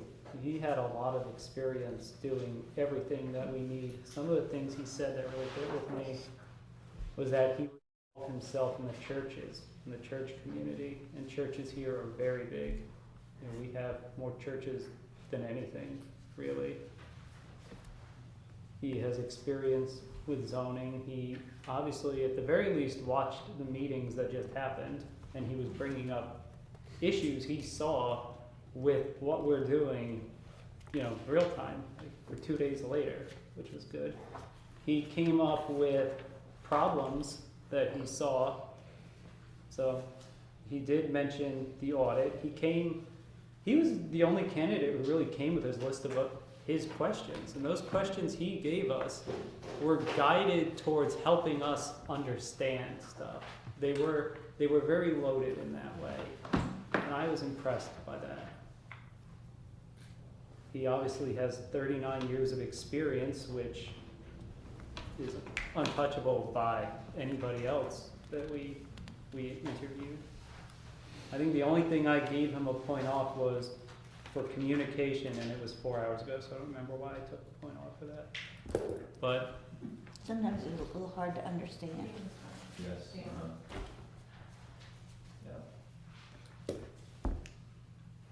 so that's what I gave him and why. And I gave Mr. Garner 33, even though he is very knowledgeable. It was just some of the things, his ability to communicate.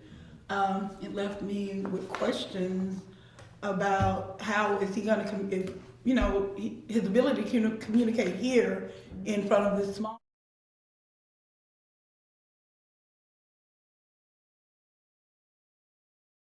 different meetings, emergency meetings, the meetings in, that we have to go through for getting things like the hurricane meetings that we have to go through now for emergency management. How is he going to be able to communicate then? Experience, yes, he has a ton of experience.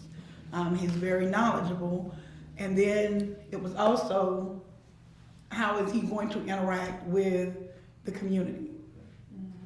I don't kind of like see him interacting like at things at the Azalea Festival, Float Festival, May Day, things of that nature. We have different things, but other than that, with the budgets, problem solving, things of that nature, I think he was great. But I did take points off for certain things, and I gave him a 33 overall. Well, I gave Mr. Garner a 39, and again, the only challenge I found with him was the communication. Like Nikki said, I didn't see him meshing with the community. Whereas the other three, you just felt like they were going to get out there and be part of the community. And I just didn't get that feel from him. His experience was outstanding. His knowledge and his contacts were amazing. He got it all, but I just don't know his interactions with the community was my only fault. Okay. Next candidate. That was a total of 111. Okay. The next one was Nicolas. What do you want? So I gave Nicolas a total of 29 points. So the reason I did that is because a lot of the questions that he answered, he kind of gave us a lot of like vague feel-good stuff that I didn't feel was necessarily tactical enough. For instance, when we asked him about the Land Development Regulation Administrator, he said he would hire somebody. Some of his experience was a little off, like they have $3 million budget doing development activities, and those development activities often include paying money for the zoning stuff, when our zoning stuff is just a complete dumpster fire right now.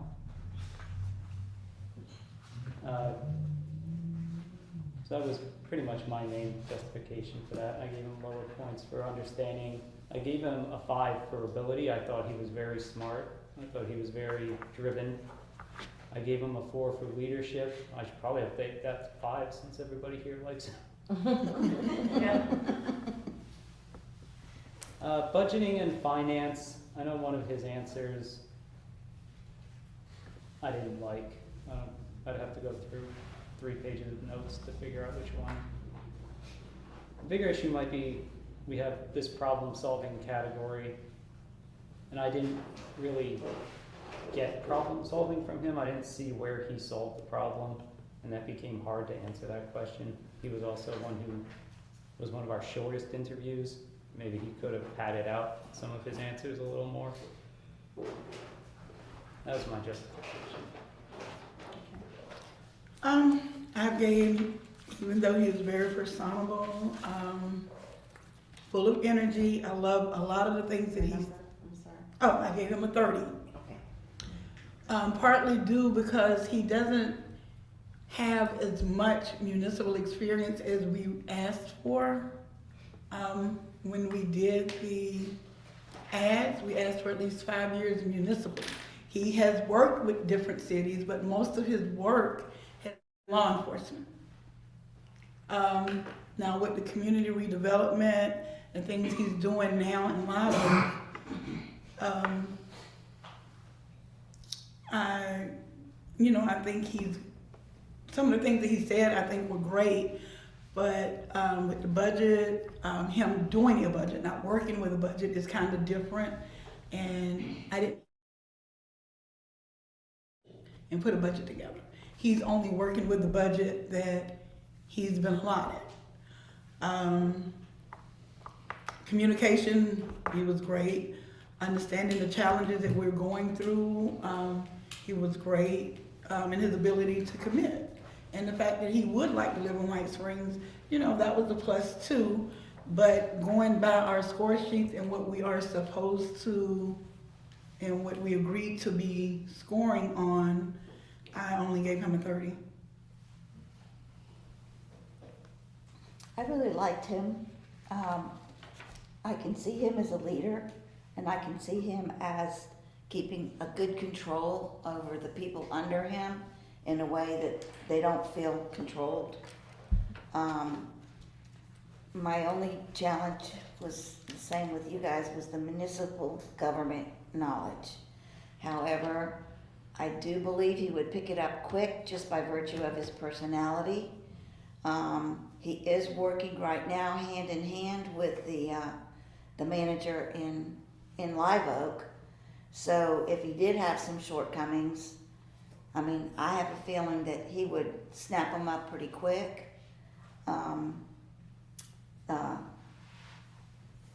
So I just took one off for that and one off for the budgeting on the same grounds.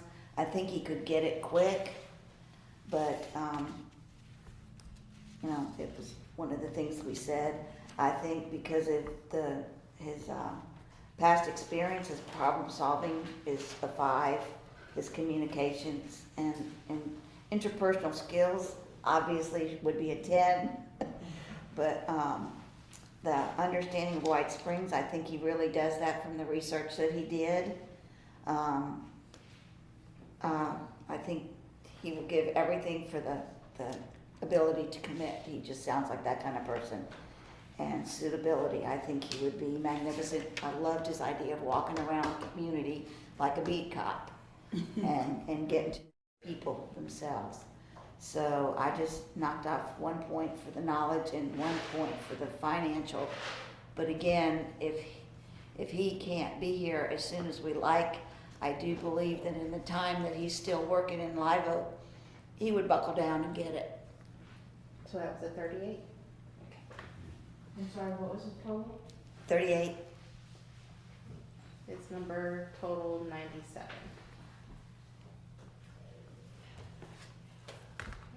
Mr. Udell?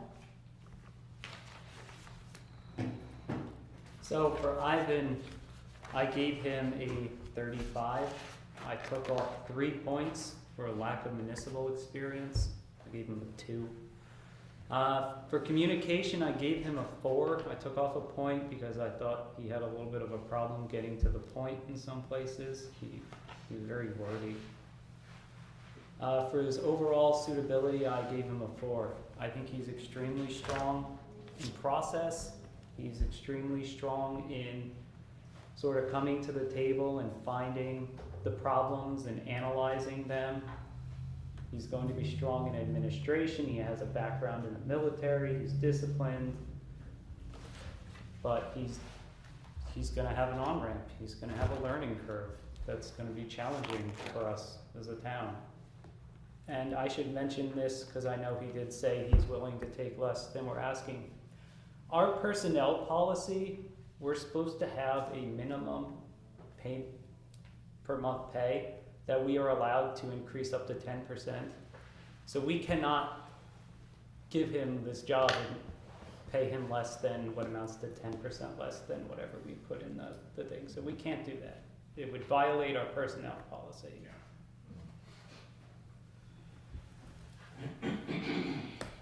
I gave Mr. Udell a 35.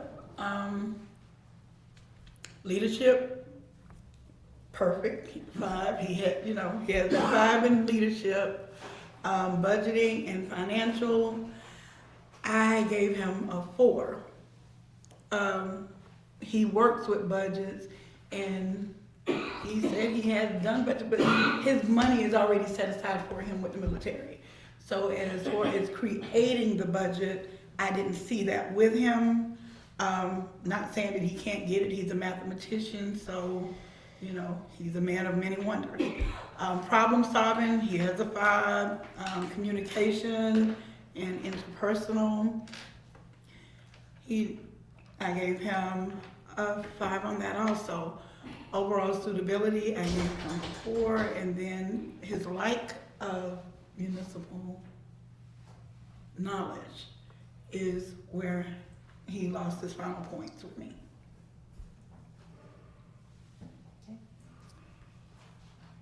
If we were at war, I want to be underneath that man.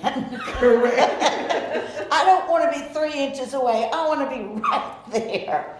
However, we're looking for a manager of a small town, and that's where all my challenges came in. He understands White Springs challenges. He gets a 5. His ability to commit full-time, hands-on was definitely a 5. His communication, I just gave him a 4 because he overtalks as far as his knowledge was way up here, and I think that it needs to be down here for dealing with what he's going to have to deal with. It's over. It's over. The problem solving, if it was for the Army, he'd get a 10. For town hall, I gave him a 2. I don't think that he would be able to bring himself down to where he could make it work. The leadership and management, again, in the Army world, he gets a 10. In the little town municipality, again, I took it down because I don't think that it would work. He's just too, I don't say military, I don't know. And then municipal government, which is what we absolutely have to have. I didn't see it in any of his answers. Most of his answers, he went on and on and on, but it was all referring to military. None of it was referring to the town. So I actually gave him a 25.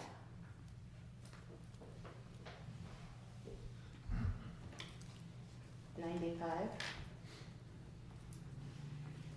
Okay. This leaves us Connie. Yes.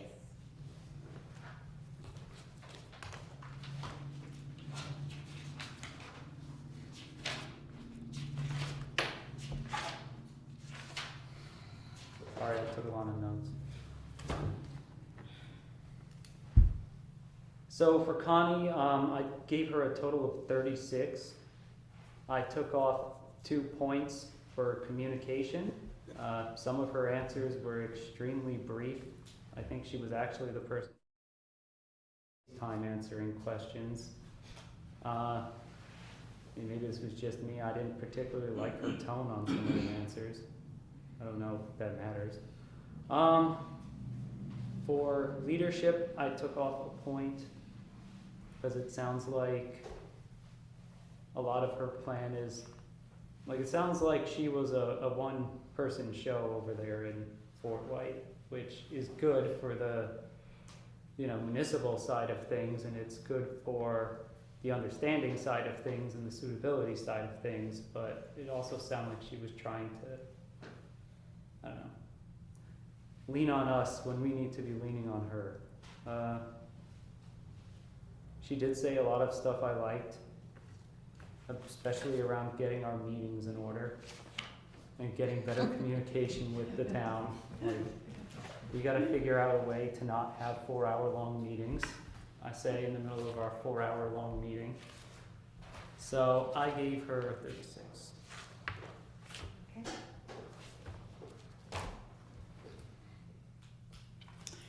I gave Connie a 39. Leadership and management, I gave her 5. Municipal government experience, 5. Out of all of the candidates besides Mr. Garner, she has the second most experience. She's all over the board. She's done everything that we are looking for, everything that we need: budgeting, financing, problem solving, communication, and interpersonal. understanding White Springs challenges is where I took the point off from before, because she hadn't really, I don't think, researched everything. She's been watching some of the things that we've done. She was the only applicant that did come to the meeting in person. Since we had 3 that was local, she's the only one that came, which I did notice that when she came in. Her ability to commit, I gave her 5. Overall suitability, I gave her 5. I think she, in my opinion, she would probably be the better fit. Now as for her tone, I think that's just her. Acquired taste? Huh? An acquired taste? Yeah, it's just, I think it's just her. That's just how she is. She is a very personable person. I know that she has done several outreach things. Her husband's a pastor. So I don't think her tone is meant to be like that. It's just that she has to be, and the things that she's had to do. Like in Port White, they have 2 people to do the job that White Springs office have 4 people doing. So yeah, she's used to doing a majority of the things herself. But other than that, I think she is probably what we need now. I don't know if it would be what we would need permanently or not. It would depend on how she gets along with the staff, how they bond, how she bonds with the citizens, if she, how she integrates into the community. But other than that, I just feel like she's probably the best fit for us and what we need, somebody who can jump in now and get everything done because she knows what has to be done without having to outsource to get it done. I have Connie 39 also, because of her experience. The only thing that I was shy on was the communication with the people. But what I would like to say is we're voting on an interim manager. And I think we need somebody, I absolutely adored Nicolas for this, but I think Connie would get us up and running quicker. And maybe at the 6 months interim, maybe Nicolas would be able to jump in after that and take us forward after she gets us out of the mess. That's my thought. Total 114. So the order, Connie 114, Lee Garner 111, Nicolas 97, Ivan 95. You said Mr. Garner had what, a total? 111, What were the scores on him? 39, 33, is that what you're talking about? He was a 39, 33, and 33? 39. Oh, 39? Oh,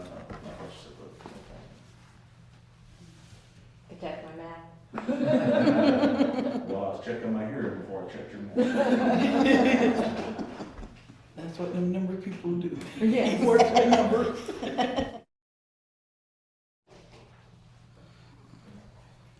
Mr. Ryan, Chair. Mr. Ryan. Madam Chair. Listen. We're tired, it's okay, we can do this. So of course, now would be appropriate to make a motion to appoint or select a candidate. Yes, you have a top scoring candidate. You can certainly do that. You're not married to that. If someone really wants to champion someone else, that's a legitimate motion. But if I'm not mistaken, I think your charter requires 3 votes. Or interim, well, it doesn't have anything about interim. Well, you know, I'm saying Yeah. a positive motion from the council doesn't take majority of the total 5 seats It takes a majority of the quorum. Quorum. of the quorum. Yeah. I stand corrected. Mhm. So do we have a motion on the floor as to the selection of the interim town manager. You could ask for, you're asking for a motion. I make a motion that what are we doing? It would be a Shouldn't we motion. discuss first? Yes, go Make ahead. sure that we're all Okay, okay yes. with Yes. Connie? I thought that would come during the discussion part of after you make the Motion, motion. second, then discussion. Okay, I make a Right, motion with the highest score. We appoint? What do we do? Hire? Select. Select, Yes, that we yes. select, Mhm. Connie Brecheen as our interim manager, And authorize the city attorney to negotiate a contract. and authorize the city attorney to negotiate a contract. I second the motion. It has been moved in second. Are there any discussions? Robert? So, I'm fine with this, I just wanna make sure everyone else is fine with it. We good? We good? Alright. Then Oh, and we- you said that we should, right, like, this is just the score, we don't have to go by the score. Not You're obligated. not, you're Yeah. not. You're not obligated. But she's also my second highest scoring candidate, so. I'll give you, Well, So, no. it's fine. I'll give you a great example, Councilman. I just finished working with Monticello, and their scoring candidate was number one, but was not offered the contract. Wow. Wow. Number two was. Do they, well, I mean, that, whatever their reason is, probably But it irrelevant. was, it was the But guy that swayed the members to go the way they did. You have to remember that you were scoring them as you went along, which is not the same thing as scoring them against each other. Correct. And my point again is, we're voting for an interim. They can always. And I think she would be the best interim, although I think in the long run, somebody like Nicolas Yeah. would fit the Would town. definitely bring Yeah. life here. Okay, it has been moved in second. All in favor? Aye. All opposed? Ayes have it, 3-1. And here we do have a draft resolution. Okay. Did you get my questions on? I did, Okay. I made it. Oh, I didn't You know. wanna read I was it? just questioning. Okay, she's gonna read it so everybody will know what it Okay. says. So this would be Town Resolution number 2508, a resolution of the Town Council of the Town of White Springs, Florida, authorizing the mayor or vice mayor to execute an interim town manager agreement, employment agreement, and providing an effective date. Whereas the Town of White Springs, Florida has a need to retain the services of an interim town manager, and whereas the Town Council has reviewed the qualifications and written submissions of applicants and conducted interviews for the position, and whereas the Town Council desires to enter into an employment agreement with Connie Brecheen to serve as interim town manager for the Town of White Springs, and whereas the Town Council finds that authorizing the execution of the interim town manager employment agreement is in the best interest of the town. Now therefore be it resolved by the Town Council of the Town of White Springs, Florida as follows. The Town Council hereby authorizes the mayor or vice mayor to execute on behalf of the Town of White Springs an interim town manager employment agreement with Connie Brecheen in substantially the form attached hereto or as otherwise approved by the council. And this resolution shall take effect immediately upon adoption. And I did email over to council members a rough draft of an employment agreement. And basically for 6 months, we probably do need to talk about the pay before, let's not leave that up to me. For you guys to select the pay and the terms. I did add in Councilwoman McCall about the hours. The position during regular business hours, Monday through Friday, 8 a.m. to 5 p.m. at Town Hall, including all meetings of the Town Council, all events hosted by the town, and any such other times as may be necessary. So I did add that language in. And Can I add something? sure. Doesn't it need to say up to 6 months? Not 6 months, up to. So it does say 6 months, but it does allow for termination, for any reason, with or without. The reason I say that Because is in case you find a permanent. permanent person inside that 6 months. So it says here for the contract to serve for a 6-month period or until such permanent appointment is made and a new manager Oh, begins very good. employment. That's that word. So that would be the resolution that you would be voted on. And who negotiates with Connie on what you talked about? I would send her the contract and then find out if she has any substantial changes. But if there's tweaks, like little small tweaks, then that would be within the resolution to go ahead and make, with the mayor or the vice mayor being the one authorized to sign on to that. So, I think she wanted to ask a I have question. a question. Connie Brecheen was number 4, am I correct? Yes. Okay. Now maybe I misunderstood her. She said that she was in for long-term and she would not accept short-term? That was, No, she was joking. that was just, she didn't want us to think. That's what she said. Yeah. She was, Well, I don't know if it was a joke or not. My thing is, she said No. it and she was on the interview. right, but then a lot of them made jokes also throughout their statements. But what she was saying is that she hopes she is going to be permanent You because, asked each one of them according to my notes. but the application itself was for interim. It wasn't, never advertised for permanent. And I think her joke was on where she was, how would she help us find another one? Right, And it was like, I wouldn't, because I'm staying. yeah, she was staying, she wouldn't leave, and that was, That was the point, that's what I got. The Yes, only sir. one who mentioned interim, that's what they were looking for was Ivan. The others, the other 3 were all hoping it would turn into permanent. Now, the procedure, if you're on interview, the council is interviewing you. So whatever information that you give to that council on that interview, while they're interviewing you, that's gospel. Well, should we make a phone call then I don't to know. clarify? okay, it was, I think we let should. me, hold on. The question was that he asked, Mr. Wright. If I may. okay, You have advertised for an interim manager, period, the end, nothing else. correct. The applicants, in my opinion, would love to make this marriage work longer than that. But that's between you all in the next 6 months. But it was very, very clear, this was a 6-month role. And if they didn't want to live by that, they shouldn't have applied. Correct, And they can turn down the contract.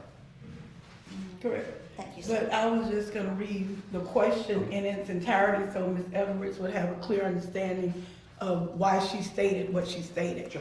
The question that Robert asked her was, are you looking for a long-term position or only 6-month post?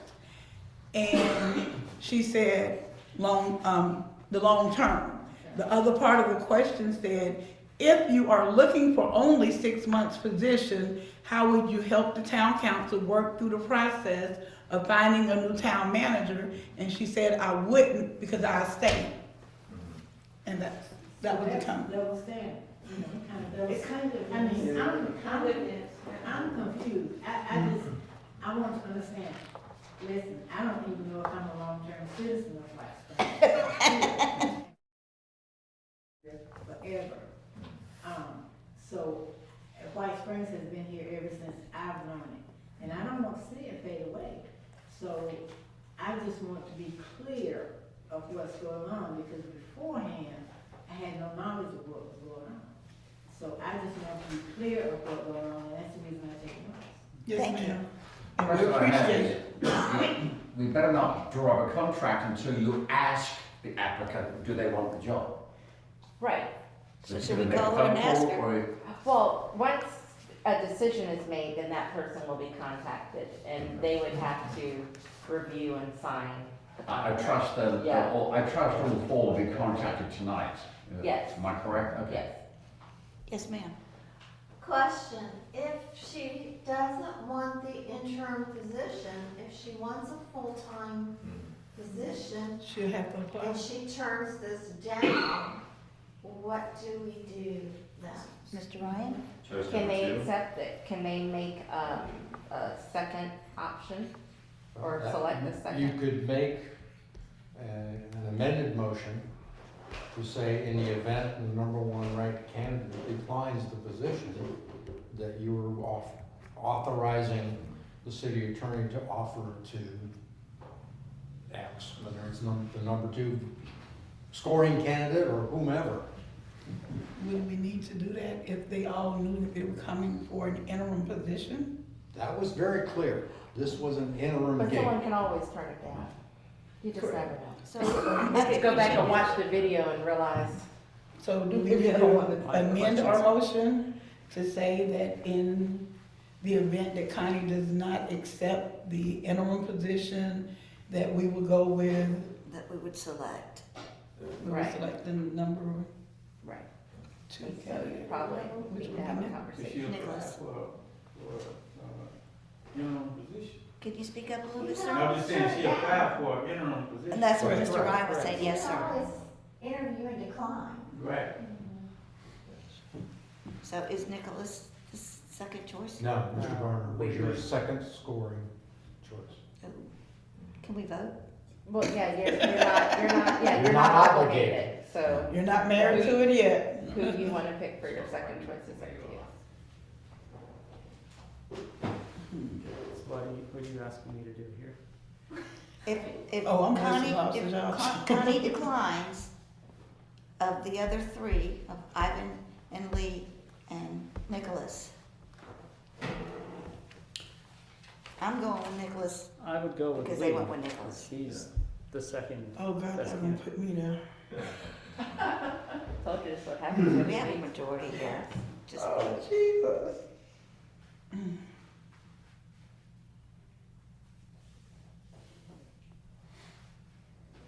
Oh, my gosh. This is only if she declines. I know, but it's always that chance that she can decline. So Or what you- do or you you want? reconvene and I hate to sound obvious, but why don't we just call her now? On the phone and say, do you want it? She is apt to your phone call. She's Oh, that's right. That is Are you gonna right. call her? Let's maybe back up a little bit. Let's do the motion and determine how much we're offering her. Because obviously, gotta tell her how much we're offering I thought her. that was in the, Well, it says up to 5,500. oh, So our range is 5,000 to 5,500. By our policy manual, that's all we're allowed to. and we're budgeted for that? Mm-hmm. Yes. Well, then I think we're paying for her experience. Okay. So maybe, let's, you guys have already voted. We're on the resolution. Correct? I have no clue. Yeah, we Yes. already passed. Yes, the you already resolution. passed higher. I'm sorry. Yeah, we already passed that part. So it would be a vote to adopt a resolution and just note that with her salary of 5,500 So, per month.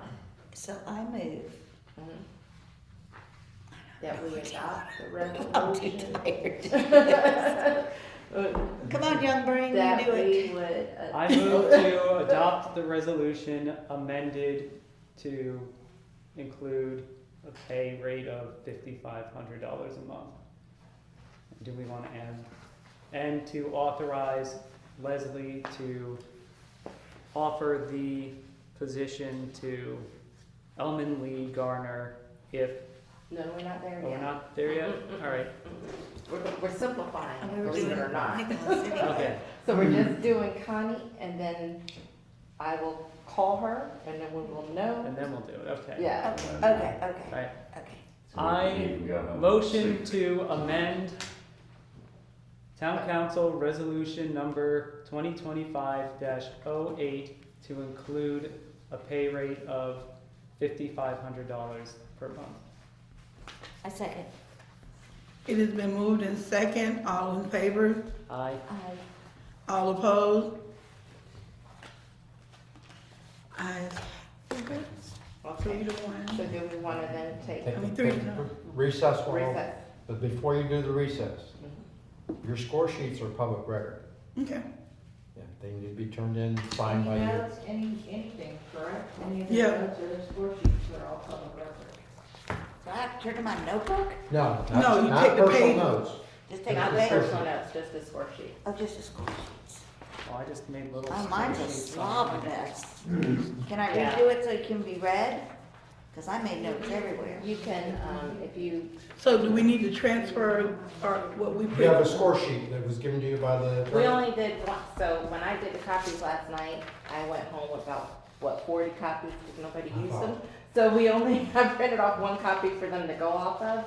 And, so if you want to put your scores on one sheet to show your scores. On a notebook sheet? I Right. can do that. I'm sorry, I can just Cause tab mine's it. Scores, a your mess. individual scores. I can just staple mine up there, cause I wrote each Okay, thing out on Right. mine, and then I put my numbers While they're on. doing that, you could do your recess and yes, make the call. yes. And if anybody wanna see it, it's right here. Copy it, come get it. Recess. Okay. Okay, I call for a brief recess. Yeah, I did the I same had thing. missed- I did the same thing with I Ivy. hate math. Gotta watch you. I don't deal with numbers. Okay. Where's Scott? When do you need him? Oh wait, we got Adrienne. Okay. Oh, I've already done that. Okay, we're ready to turn it back over to the town attorney who has spoken with Ms. Brecheen. I spoke with her and relayed the offer to her, and she said she needs to talk to her husband, who's out of town, so she won't be able to give me an answer until tomorrow. Okay. So I do recommend that you probably go ahead and have an alternate pick, just in case. What was different from the offer that she has to think about? I thought we put that out there. I'm asking. Okay. I would never make a decision without talking to my wife. Okay. I don't have a husband anymore. I have to make all the decisions. That's why I have man brains in the audience. I call one of my Okay, man brains and go, so- what am I doing? So do we need a whole new motion now, or do we need? Just as an alternate, to select an alternate in case Ms. Brecheen declines to accept the position. Okay, are we going to debate this, or are we just adding Leon? I Well, I don't thought it know was if that, Nicolas. you guys are I gonna thought it was figure All that right, out. so let's. I motion to amend, so what, are we doing the resolution? Just do one that, to select an alternate, Okay, so do we need a yeah. whole new And then- motion? and then that'll. Ms. Brecheen Okay, so- declines the position, So the council I move authorizes. that in the event that Ms. Brecheen does not accept the position, that we select an alternate. Yes, and who that alternate is. Okay, so I'll name Lee and then we can debate, all right? You don't name anybody, because that's gonna be the discussion. He's saying he's gonna do a motion. Oh, Well, you okay. wouldn't let me do debate earlier before doing the motion, right? Y'all are so funny. So, I move to authorize Leslie to offer the position to Lee Garner in the event that Connie Brecheen turns down the position. Chair. We have a motion. We have a motion on the floor. Is there a second? I don't want it. Well, all seconding it does is opening it for debate. Yeah. A second. Okay, it's been motion and second. Are there any discussions? Sure. I'm not the young man. Just because the audience or the citizens, spoke to his wanting to be part of the community, raise his family, the way he spoke about being the beat like a beat cop and going out and meeting everybody. And I feel like that he will get the education, through the job he's got now because he's working under it. Once he knows what he needs, I think he'll get it really quick. We'll revert to him as Nicholas. Nicholas. But we Frigiola. needed somebody a month ago, and he's not going to come on for another 6 weeks. Well, can we see We if he would come cannot earlier? wait 6 weeks Can we for see if he'll come earlier? candidate. Maybe he could talk to his boss and his boss will know. I mean, we can ask him. He said August. Yes, August 1st is in 6 weeks from now. Because he wanted to do right by the job he's at. Right. So if he talks to his boss and his boss says, go for it. I would almost rather do that would be to have Ivan take the job, knowing full well that in 6 months we're going to have to replace him, right? Yeah. Because then that will give him time and us time to go through the thorough process. Ivan doesn't have the skills to pick up running. But we need somebody now. We can't wait 6 weeks. Okay, let's see the suggestion that Mr. Ryan has. If it's the pleasure of the council to ask Nicholas to be your runner-up or alternate, and if you get to that point, you certainly could ask him to consider accelerating his departure from Live Oak.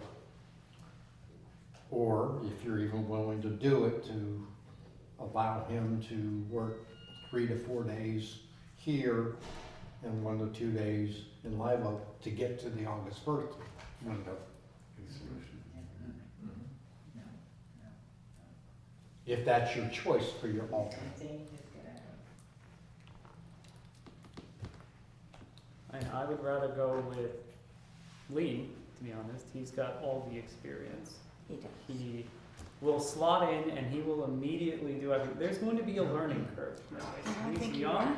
he's hungry, I like that fact, but he's gonna have a learning curve. He has departmental experience. You're right. I'm going on my heart. You're right.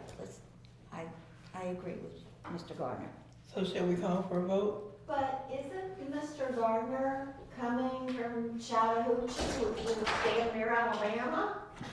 It's, I had it down where, how far it was. Yeah, he said he's gonna He's on the- stay he's here about during the 45 week minutes and go outside of home on Tallahassee. weekends.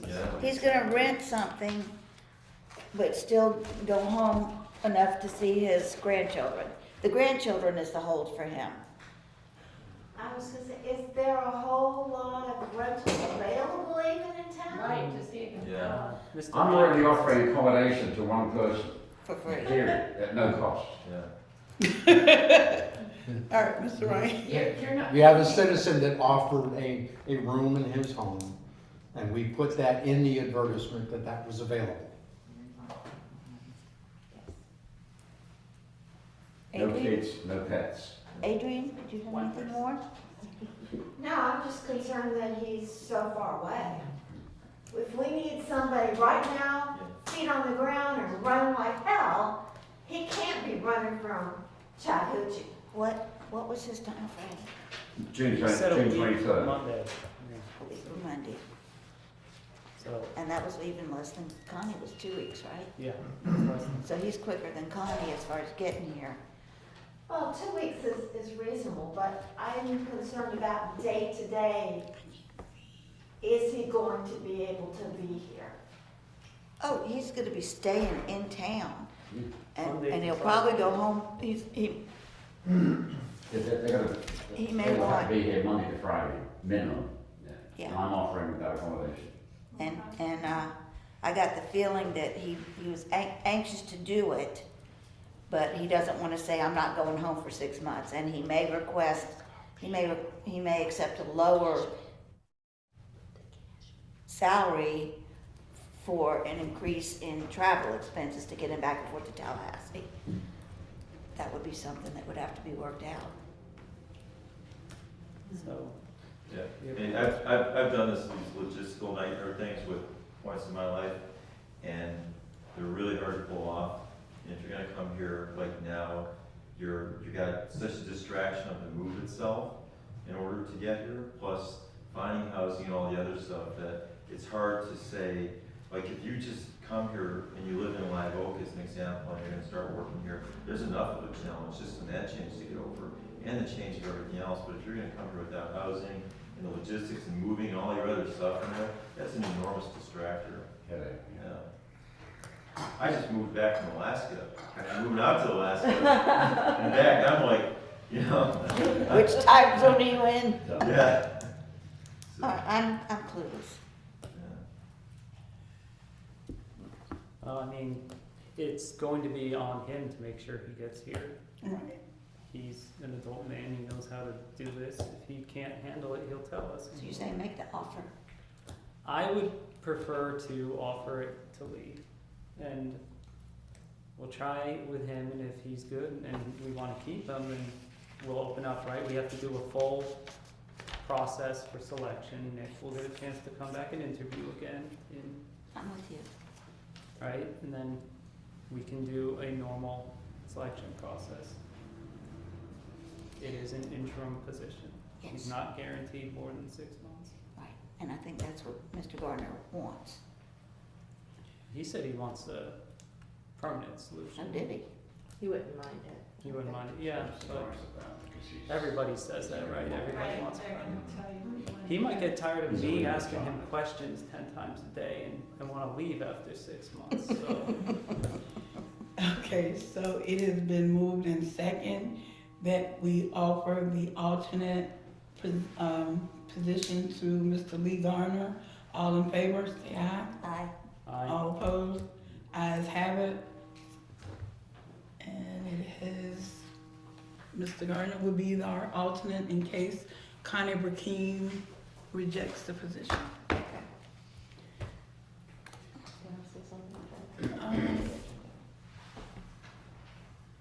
Thanking all candidates and council comments. All the candidates are gone, but they will get an official email from the attorney tonight, thanking them all for applying, and any comments from the council? Nope. I don't have any comments. Oh, this meeting is adjourned.